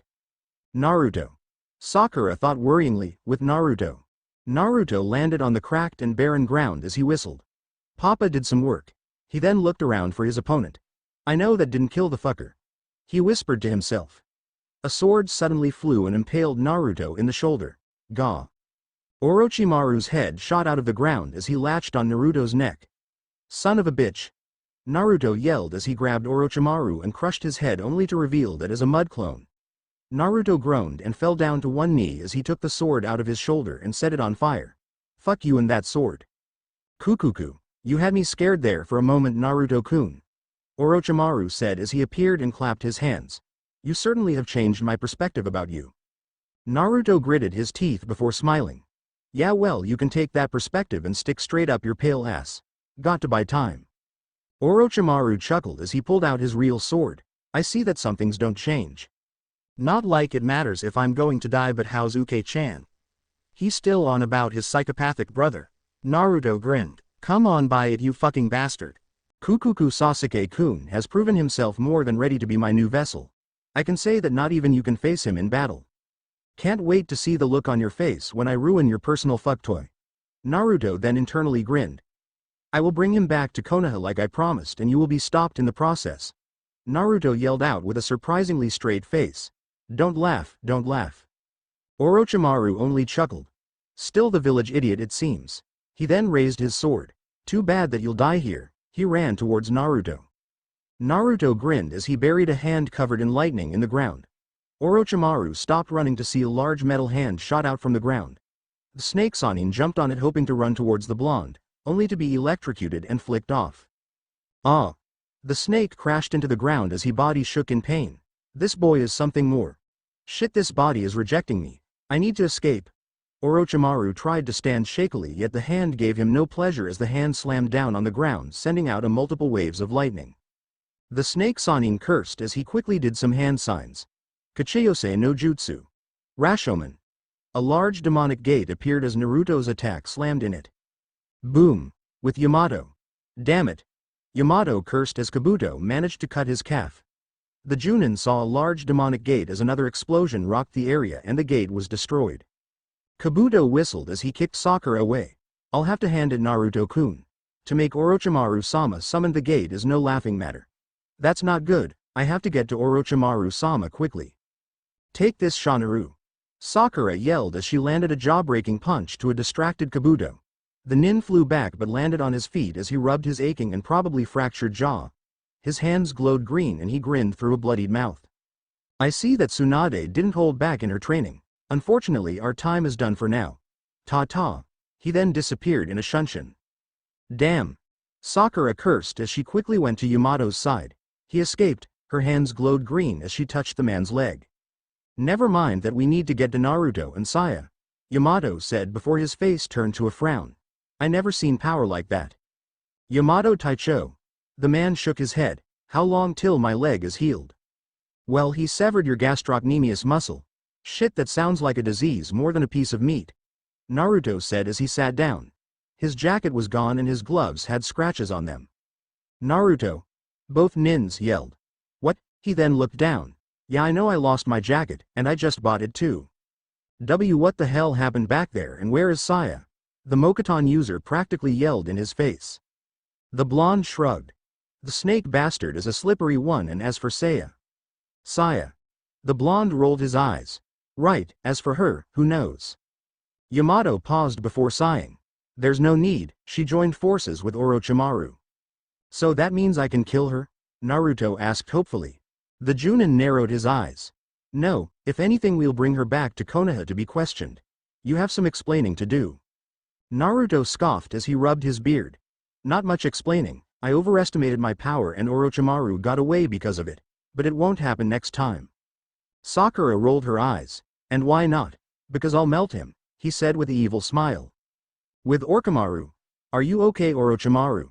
Kabuto asked as they ran through the trees. You seemed very quiet. Of course no, Kabuto. The Sannin spat out angrily. I almost died by that brat and those techniques of his, they were insanely powerful. Kabuto nodded. The Konoha nins seemed surprised too. It seems Naruto-kun learned a few tricks in these last 4 years. Orochimaru frowned. No, you fool. Imagine if we had that power on our side. That brat threw around the elements like it was a child's play toy, Orochimaru then chuckled. In fact, if these powers were in the right hands, this war would be over in an instant. Kabuto said with a small smile. But how are you going to get this power more or less defeat Naruto? Orochimaru frowned again. This requires more precise thinking and planning. Of course, Orochimaru-sama, now what are we going to do with our little friend here? Kabuto and Orochimaru took a glance back to see Saya running behind them. We'll make use of her kukuku. 30 minutes later. It took her fucking 30 minutes to heal one damn muscle. For fuck's sake, I'll be surprised if the Uchiha's personal cocksucker didn't evacuated his base. Naruto thought as they landed behind a boulder with Orochimaru hideout just close by. Okay, here's the plan, and Naruto. No reply, and the Junin glared. Naruto. What the fuck is it? The blonde snapped back. I want you to listen to this plan very carefully. We are going to split up, but you guys under no circumstances are to face Orochimaru alone. He commanded, and Sakura nodded sharply. Do you understand, Genin Uzumaki Naruto? Naruto internally glared. You piece of, yes, Yamato Taicho, fucking prick. Yamato nodded. Good, and if you do happen to run into Orochimaru or Uchiha Sasuke, I need you to flare your chakra. Both nins nodded and all three disappeared inside Orochimaru's hideout. Inside his hideout. With Naruto, HMPH Genin Naruto. Makes me sound like a weak failure. The blonde murmured as he opened a door to find a completely empty room. Damn, these assholes actually sleep on stone beds. How's that for back problems? He then chuckled to himself as he opened another door to reveal the same thing.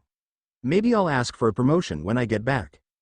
Naruto walked further down the corridor and opened another door to reveal an empty room. I swear to alcohol and women, if I find another empty room I'm going to blow this place up. He walked up to a door that was different than the rest. The blonde raised an eyebrow. Oh? He opened the door to reveal another empty room, but this time it seemed like an empty lab with empty tanks everywhere. Well, this might be interesting. He walked further in, inspecting the tanks. He tapped on the glass. Wonder what creepy crawlies the asshole kept in here. He then walked up to a computer and grinned. Alright, now we're talking. He sat down and turned on the computer. The password? The blonde thought before grinning. Sasuke-kun. Beep. Damn. Sasuke-kun's dick. Beep. Sasuke's dick. Beep. The dick of Sasuke. Beep. Well, fuck, I'm out of ideas. Besides, it'll be stupid of him to leave anything behind anyway. Naruto stood up in the chair. Great, now what? Boom, the room shook and Naruto looked around before grinning. Hope they didn't start without me. With Yamato. This one seems empty too. Yamato said as he kept running down the hall. He then paused before jumping back from the sword swing that would have lopped of his head. He glared at his enemy. So I'm curious as to how you survived my little experiment. Orochimaru said with a chuckle as he held his sword to his side. Wouldn't you like to know? Yamato spat back before getting into a stance. The snake Sannin only grinned wider. Now what's with the hostility? I only want to talk. He then had to duck under the block of wood that was swung at him before delivering a kick to Yamato's chin, sending the Junin stumbling back. The snake Sannin slipped behind him and sent out an elbow to the back of his head. That's not going to work. Yamato ducked under the elbow and sent out a fist to the Sannin's face that was caught by his hands. You trained well. Gotcha. Mokuton. Mokase no Kimusho. Wooden blocks sprouted from Yamato's back as it wrapped around and trapped Orochimaru. The snake Sannin only looked on with a smile, and now. Yamato couldn't finish because he was kicked to the side by another Orochimaru.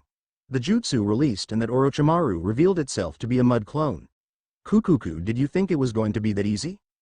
Yamato got up shakily and glared at the snake nin. Boom, oh my, that doesn't seem like a good thing. Orochimaru said with a small frown and sunk to the ground, leaving a confused and worried Yamato. With Sakura ran to the ruined side of the hideout to see Saya on her knees. Saya! Sakura screamed as she ran and grabbed the shocked girl by her collar. What the hell were you thinking? However, the girl didn't respond or look in Sakura's direction. In fact, she was looking behind Sakura. Is that Sakura? A voice called from above. Sakura froze in her spot and slowly let go of Saya. That V voice. She slowly looked behind her and gasped. It's been a while. SS Sasuke-kun. SS Sasuke-kun. Sakura stuttered out with wide eyes. Saya looked at the two with a slightly confused look, and Sakura finally snapped out of her state and glared at Saya. I will not allow you to hurt Sasuke-kun. Saya just shook her head. I don't want to kill him anymore. I want to help you and Naruto bring him back, she said with a small smile, and Sakura happily returned it back. Naruto? That idiot must be here as well. The Uchiha said in a cold tone that actually sent shivers down Sakura's spine. No, I won't be scared anymore. I'll bring him back, she thought confidently to herself. Sasuke-kun, I will bring you. Sasuke appeared in front of her, his face next to her ear as he placed a hand on her shoulder. Sakura, it's so good to see you again, he said, and a blush covered the pinkette's surprised face. What? Sasuke reached back with his other hand and grabbed his sword. Killing you will take me a step further, he emotionlessly as he positioned his sword behind her back. His wrist was caught by Saya, who gave the Uchiha an impassive stare. I'm afraid I can't let you do that, she said. Sasuke only grinned. And what make you think that you can stop me? Holy shit, it is Sasuke. A voice called out before a foot to the face sent the Uchiha away.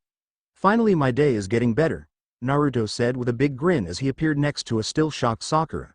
Damn what you do to her. Naruto whistled out. Naruto.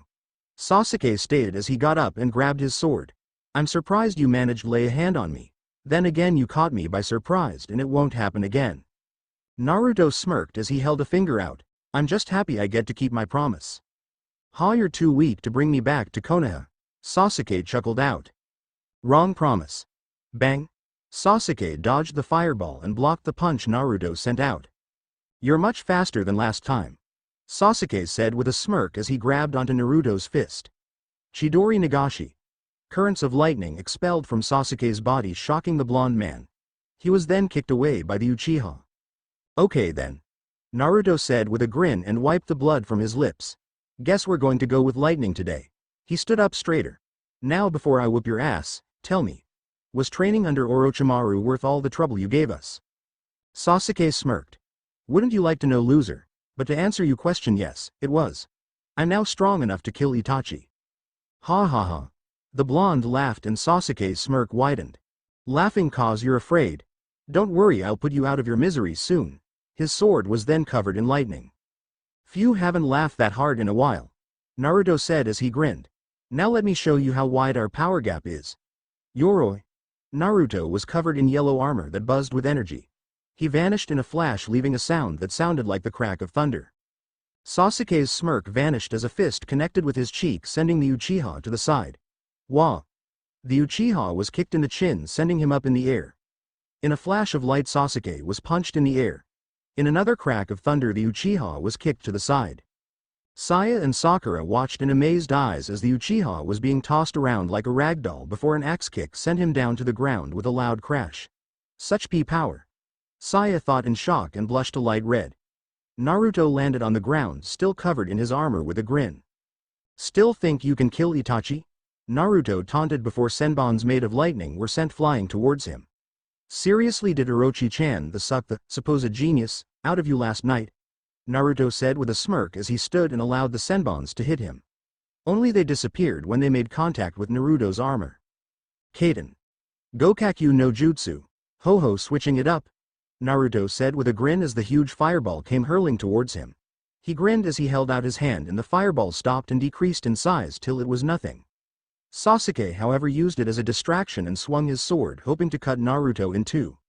The blonde blocked the sword with his armored hand and grinned when he saw red eyes glaring into his own. He sent out a kick, but the Uchiha quickly dodged it and did an upward slash with his sword. I see you became stronger over the years, but it's still nothing compared to me, Sasuke said as he jumped back and did a few hand signs. Chidori. Please. Compare our strengths is like comparing a cat to a lion. Naruto held up a finger as the energy from his armor traveled up, making a large yellow and blue ball of lightning. At least a cat knows when to run. Sasuke gritted his teeth and ran towards Naruto. The blonde smiled and sent his ball down with a flick of his finger. Hakai. If I go on this mission and I see this asshole, I'm going to kill him. Wait, Naruto, no. Sakura screamed as she finally snapped out of her trance, but it was too late. Boom! Sakura slowly opened her eyes to find herself on an inkbird. Wah? She saw her teammate Saya giving her a small smile as she had her paintbrush and scroll out. Thanks, Saya. The pinkette then looked down at the large cloud of debris as the hideout was completely ruined. HED did this? Naruto, Sasuke-kun, she yelled out. The cloud disappeared to reveal Naruto panting and one knee. His armor cackled around him. In front of him was a large unmoving snake and behind him was a cracked wooden sphere. However, there was no sign of the Uchiha and Naruto couldn't find his scent, meaning one of two things. He lay waste to the bastard and completely erased him from the earth. And seeing the large dead snake, Orochimaru saved his puny ass. The blonde gritted his teeth as he got up and dismissed his armor. Shit, I got too reckless and let the bastard get away. He then blocked the punch that was sent at his cheek. You know, now is really not the time to mess with me, the blonde growled as he pushed Sakura back.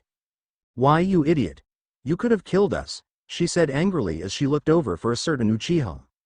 Well, I didn't, or the Uchiha for that matter. Naruto snapped back and frowned when as he saw the sphere disappear to see a hardened Yamato. Great, now I have to deal with the pink harpy and the wooden dildo.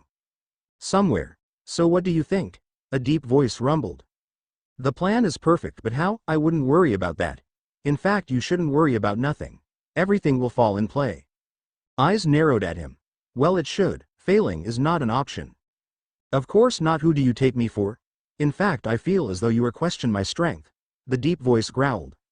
Among other things. Enough, the both of you. A hardened voice called out, and the two voices mumbled out an apology. I do not like to have my time wasted. Are the preparations ready? Of course, sir, we are ready on your command, the deep voice said. Suddenly someone appeared in a poof of smoke. Sir, I bring you news. He handed the figure of authority a letter. The figure was silent as he read through the letter before grunted. It seems we have a change of plans. Are they drastic? Not as I see it. The figure hummed in thought. Put Operation 1 on hold. We will wait for now. What? You can't be serious. A wave of killer intent hit them, and both figures plus the messenger were sent to the ground. You will learn your place and know better than to question my authority. We will hold back for now until the signal is given. Do I make myself clear? Both figures and even the messenger nodded their heads quickly, and the killer intent vanished. Good, then we are done here. In Hai no Kuni, some small town, Naruto sighed in content as he sunk himself in the hot springs, the heat relaxing his stiff muscles. He took a drink from his bottle and leaned back on his arm. Man, I really needed to get away from them. Tsunade would definitely have my head if I killed them, he mumbled. Of course, he's trying to avoid his teammate and temporary team leader.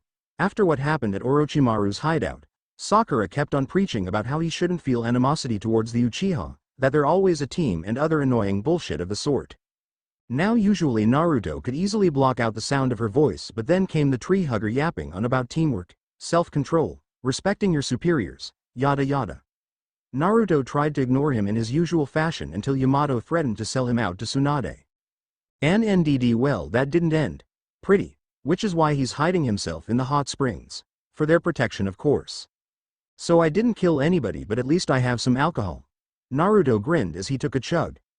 I just got to last a day, then I can cuddle in Kurenai-chan's warm soft. Oh, I didn't know you were in here, Dickless-san? Naruto sighed in irritation. Yeah, well, there's more hot springs. Then. This. Naruto turned around and got a full glance of Saya naked with a small towel that tried its best to hide her modesty. Yeah, but they have people I don't wish to conversate with, she said as she walked to edge. Do you mind? She held a slight smirk that she thought was friendly enough. Is she doing this on purpose? Well, two can play at that game. Naruto smirked back. Not at all. Here, let me help you in. He stood up, showing his sculpted upper body as the water barely hid his manhood. Saya actually blushed, which contrasted greatly with her pale skin as she took Naruto's hand and led herself inside the body of water. What is this feeling? Is this lust? Is this love? Gah? Those books are so hard to decipher? Oblivious to her thoughts, Naruto's smirk widened. You know, Saya, we are in the water. You don't need your towel, he said huskily. But we are two different genders. A warm feeling flooded her stomach before it transferred between her legs. So, Naruto chuckled. We're born naked. We shower naked. Hell, we probably fought naked. Nudity should have no effect on us. He moved closer so that he gripped her towel. Can I? The book didn't telling me anything about this. This feeling between my legs, it's so uncomfortable. She shifted her legs and nodded slowly. Great. And just like she was relieved from her towel, the cloth thrown at the ground. See, that's better. Naruto said with a grin as he leaned back on the edge and grabbed his bottle. Want some? Saya instinctively wrapped her arms around her chest to cover up. What is it? The blush still on her face as the area in between her legs throbbed. Naruto swung the bottle gentle in front of him. Something that'll make you feel better. Maybe he knew what was going on between her legs and was trying to help. So with a shaky hand she grabbed the bottle and took a few sips before coughing. Someone's a newbie. He chuckled again as he took his bottle back and took a swig. Now for the real fun. So I got a question, why do you proceed on calling me Dickless? Saya finally got her coughing under control and tried to smile. Well, that's my new nickname for you. I must do something about this feeling. He raised an eyebrow. Oh really? He then stood up, showing the girl his rather large anatomy. How about we change it to Dickful? He chuckled out as he saw her surprised face. Saya felt the heat between her leg increased as she stared at it. The book said the average size is about 5 to 6 inches. He has to be at least an inch up, and he's not even hard. Aye. What's wrong, Saya-chan? Naruto grinned deviously as he walked closer. You're looking a bit red. He backed her up against the edge and trapped her against it. That's when he smelled it. Even it was diluted by the water. His eyes darkened. Maybe you can help me. The book never told me about this feeling. She stuttered as she felt him on her stomach. Control, control. We're going to teach her to call us Dickless. Oh, I'll help you, Saya-chan. Naruto said before he grabbed the back of her head and mashed their lips together. MMPH. Saya was surprised by the move, which allowed Naruto to stick his tongue inside her mouth as it explored her moist cavern. This is a kiss. It feels so nice. Saya relaxed against him and instinctively wrapped her arms around his neck, bringing him closer. Oh, I'll help you, all right. Naruto thought deviously as he moved one hand to grab a pale breast. Her pink nipple contrasted greatly against the rest of her skin. Saya moaned in his mouth as he squeezed her breast and pinched the nipple. He then broke the kiss to trail his way down her neck with nips and kisses to her breast. He took a bud in his mouth as he kneed the other. Saya moaned louder as she placed a hand on his head. Gah, this heat between my legs is killing me. As if hearing her thoughts, Naruto twirled her nipple in his mouth before letting it out with a wet pop. He grabbed her by the waist and hoisted her up so that she was seated on the edge, her glistening slit in his face. I need to fix the problem from the source. He grinned and Saya looked at him confused. What do you want? Naruto immediately attached his mouth to her lower lips. Saya quickly fisted his hair as her body shook in pleasure. Naruto licked up and down her slit slowly as he flicked her budding nub with his tongue and grinned when Saya moans got louder. He applied pressure to his tongue on her nub as one hand gently rubbed her hips. The other hand circled her opening before Naruto pushed one finger in. Saya jumped like she was shocked and moaned loud enough for her to be heard in the other baths. Naruto grinned into her as her grip on his hair tightened. Naruto. It's so good. I want more. Please more, she moaned out. Naruto just thrust his finger in and out of her as he focused on her nub. Saya writhed over him. I can't take, I'm gonna explode. Her body convulsed as pleasure upon pleasure racked her body. Her vision turned white as she slumped forward. It's always the first orgasm that brings me joy, Naruto said as he removed his finger and licked away Saya's juices before he caught her limp body. Don't tell me she passed out. I mean, come on, I know it's her first time, but still. The next day, outside of Konoha, Team 7 was very quiet as they walked towards the large gates that protected Konoha. Final fucking Lee, Naruto thought as he sighed loudly before looking over at Saya with a slight grin. The girl avoided his gaze and blushed, not knowing if what happened between them the night before was a dream or reality. Though she secretly hoped for the latter. Sakura frowned as she caught Naruto's grin and how quiet Saya was being. Well, quieter than usual, don't tell me. Hey Saya, are you okay? The Root Nin jumped in surprise. Oh, of course, Sakura-san. Why do you ask? Sakura walked closer to the girl and lowered her voice. Did he do anything to you? Naruto internally snorted and rolled his eyes. Saya blushed darkened. Naruto. Please more. No, Sakura-san. I just wish to be home. She tried to say confidently.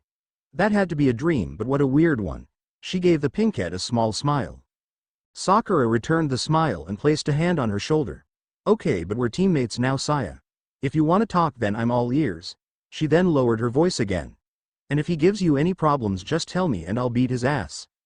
Naruto tried to hide his laughter with a loud cough. Ahem. Few hope I'm not getting sick. He grinned out. At least not with your bullshit. Tsunade's office. The mission to Taki? Tsunade asked in a, more than usual, stern voice. Kurenai raised an eyebrow. A success, Hokage-sama. Would you like to hear the report? Tsunade frowned. Did she want to? No, but does she have to? Unfortunately so. Protocol is protocol. Unfortunately or fortunately, for Tsunade's case, there was a loud poof of smoke before Team 7-1 person stood in front of her. Team 7 reporting. Where's Naruto? Yamato stopped and looked to Sakura and Saya, both of whom shrugged their shoulders. In a flash of light, Naruto appeared shirtless, opening up a bottle of alcohol. Sorry, but Papa waited too long, he said with a grin as he took his first gulps before a wave of arousal hit his nose. He stopped drinking to see a lustful Kurenai and her team. His eyes quickly raked over her form before turning to his team leader.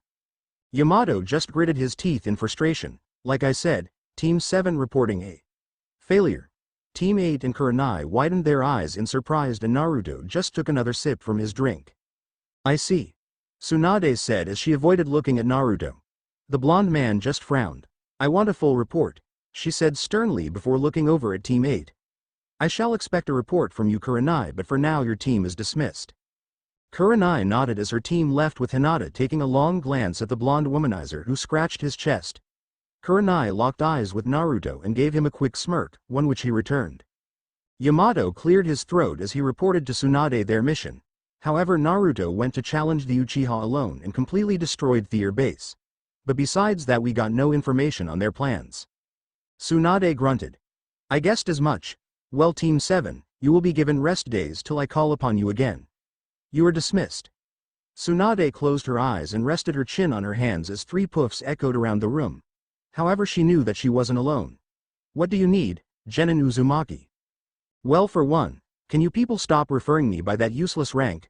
Naruto growled as he placed both hands on her desk and leaned forward. It's what you are, Naruto. He growled again. And another thing, why won't you look at me? He then sighed. Please look at me, Tsunade. Hearing his tone of voice, the buxom slowly focused her hardened gaze on him. Satisfied, she spat out. If that's all, you can leave my office. Are you still pissed about your necklace? Tsunade glared as she shot out of her seat and quickly got in Naruto's face. Still pissed? Still pissed? That necklace was embedded with Nawaki and Dan's dream for this damn job? It's practically all I have left of them. Naruto shook his head with a dry chuckle. Did you know the powers that necklace held? Tsunade's eyes widened before she looked away. So you did? Well, that one suspicion down. Naruto said as he shook his head. You want to know the truth as to what really happened with your necklace, Tsunade? Tsunade visibly flinched. Flashback. 4 years ago, if you wanted to get out that badly, all you had to do was say please. Naruto reached for the paper that held the seal with a hand, grabbed his wrist and threw him away. Naruto landed on his ass with a groan. Ow, what the hell? I didn't think I would see you this early. Naruto looked up and his jaw slacked as he gazed upon the person that threw him back. Why, you're Yondaime. I'll devour you to pieces, you filthy shit. Kyuubi screamed as it trashed around its small prison violently. The Yondaime chuckled. Why don't we got some place more quieter? After all, I like to speak to my son in peace. Now nothing in the world would have shocked Naruto more than hearing that he was the son of Konoha's most strongest and loved people. The blonde sat there in shocked silence as the Yondaime raised his hand, probably to take them somewhere else. Naruto then shook his head as he remembered his current predicament. No. Minato looked at his son confusingly. Wah. I mean no. You will not take me anywhere from that fucking fox, Naruto said as he stood up and glared. Especially after all the shit you involuntarily placed me through. Minato was now shocked at his son. BW ha ha ha. Yes. Now release me, maggot. Oi. Shut the fuck up. Naruto yelled back at the fox, who growled and slammed against his cage. Naruto looked and saw the area darkening more. He proceeded to walk towards the fox's cage when Minato got in his way. Look, I'm sorry for what I put you through, son. But freeing the beast is not going to help no one. Minato said seriously, and Naruto laughed. Well, if you haven't noticed, father, I'm dying and well, I have nothing holding me back. He took a step further and the Yondaime stood his ground. If you free the Kyuubi, it'll wreak havoc on the whole world and attack Konoha.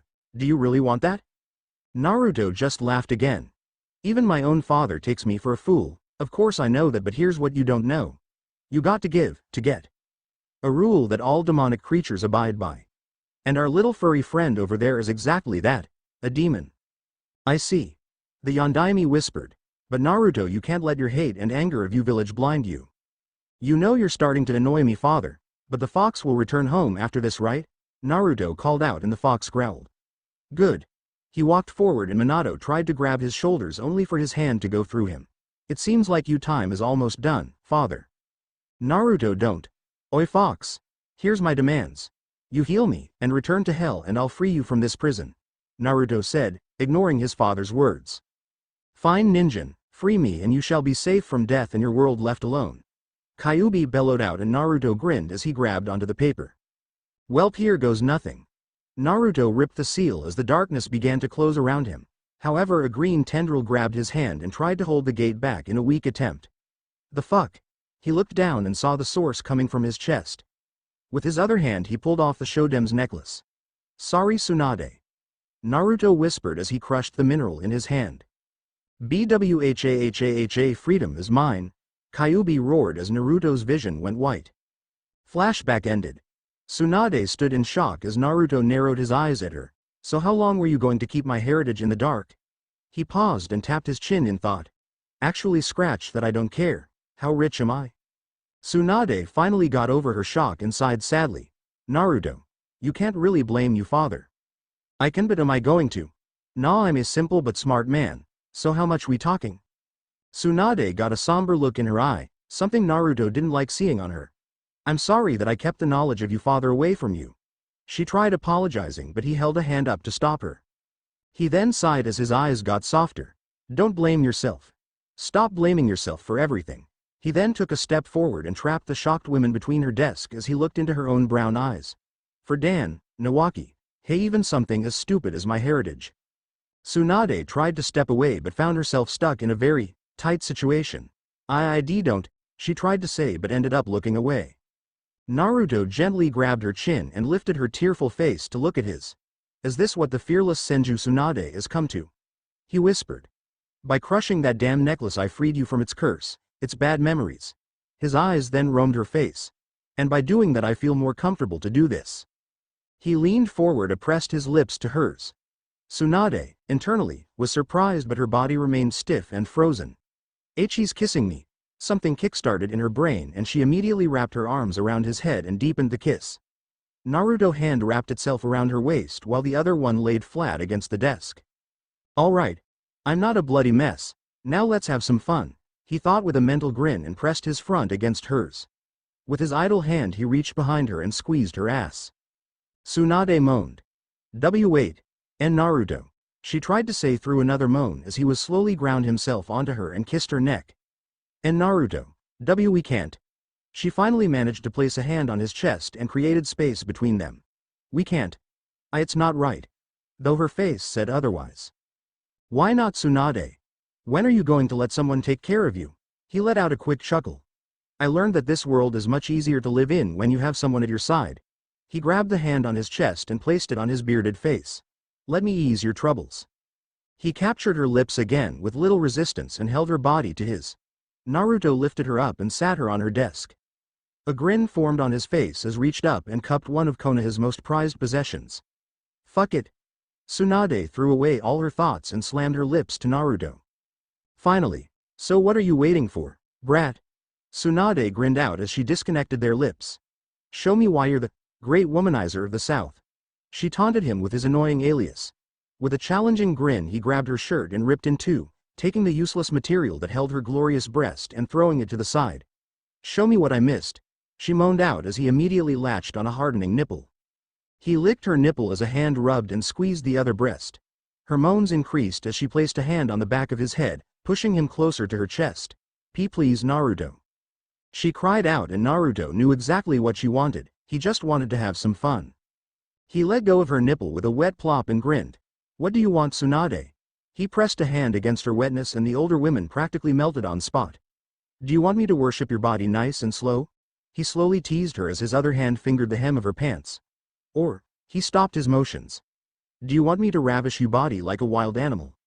Tsunade cried out in pleasure as his hand dipped in her pants and plunged a finger into her wet slit.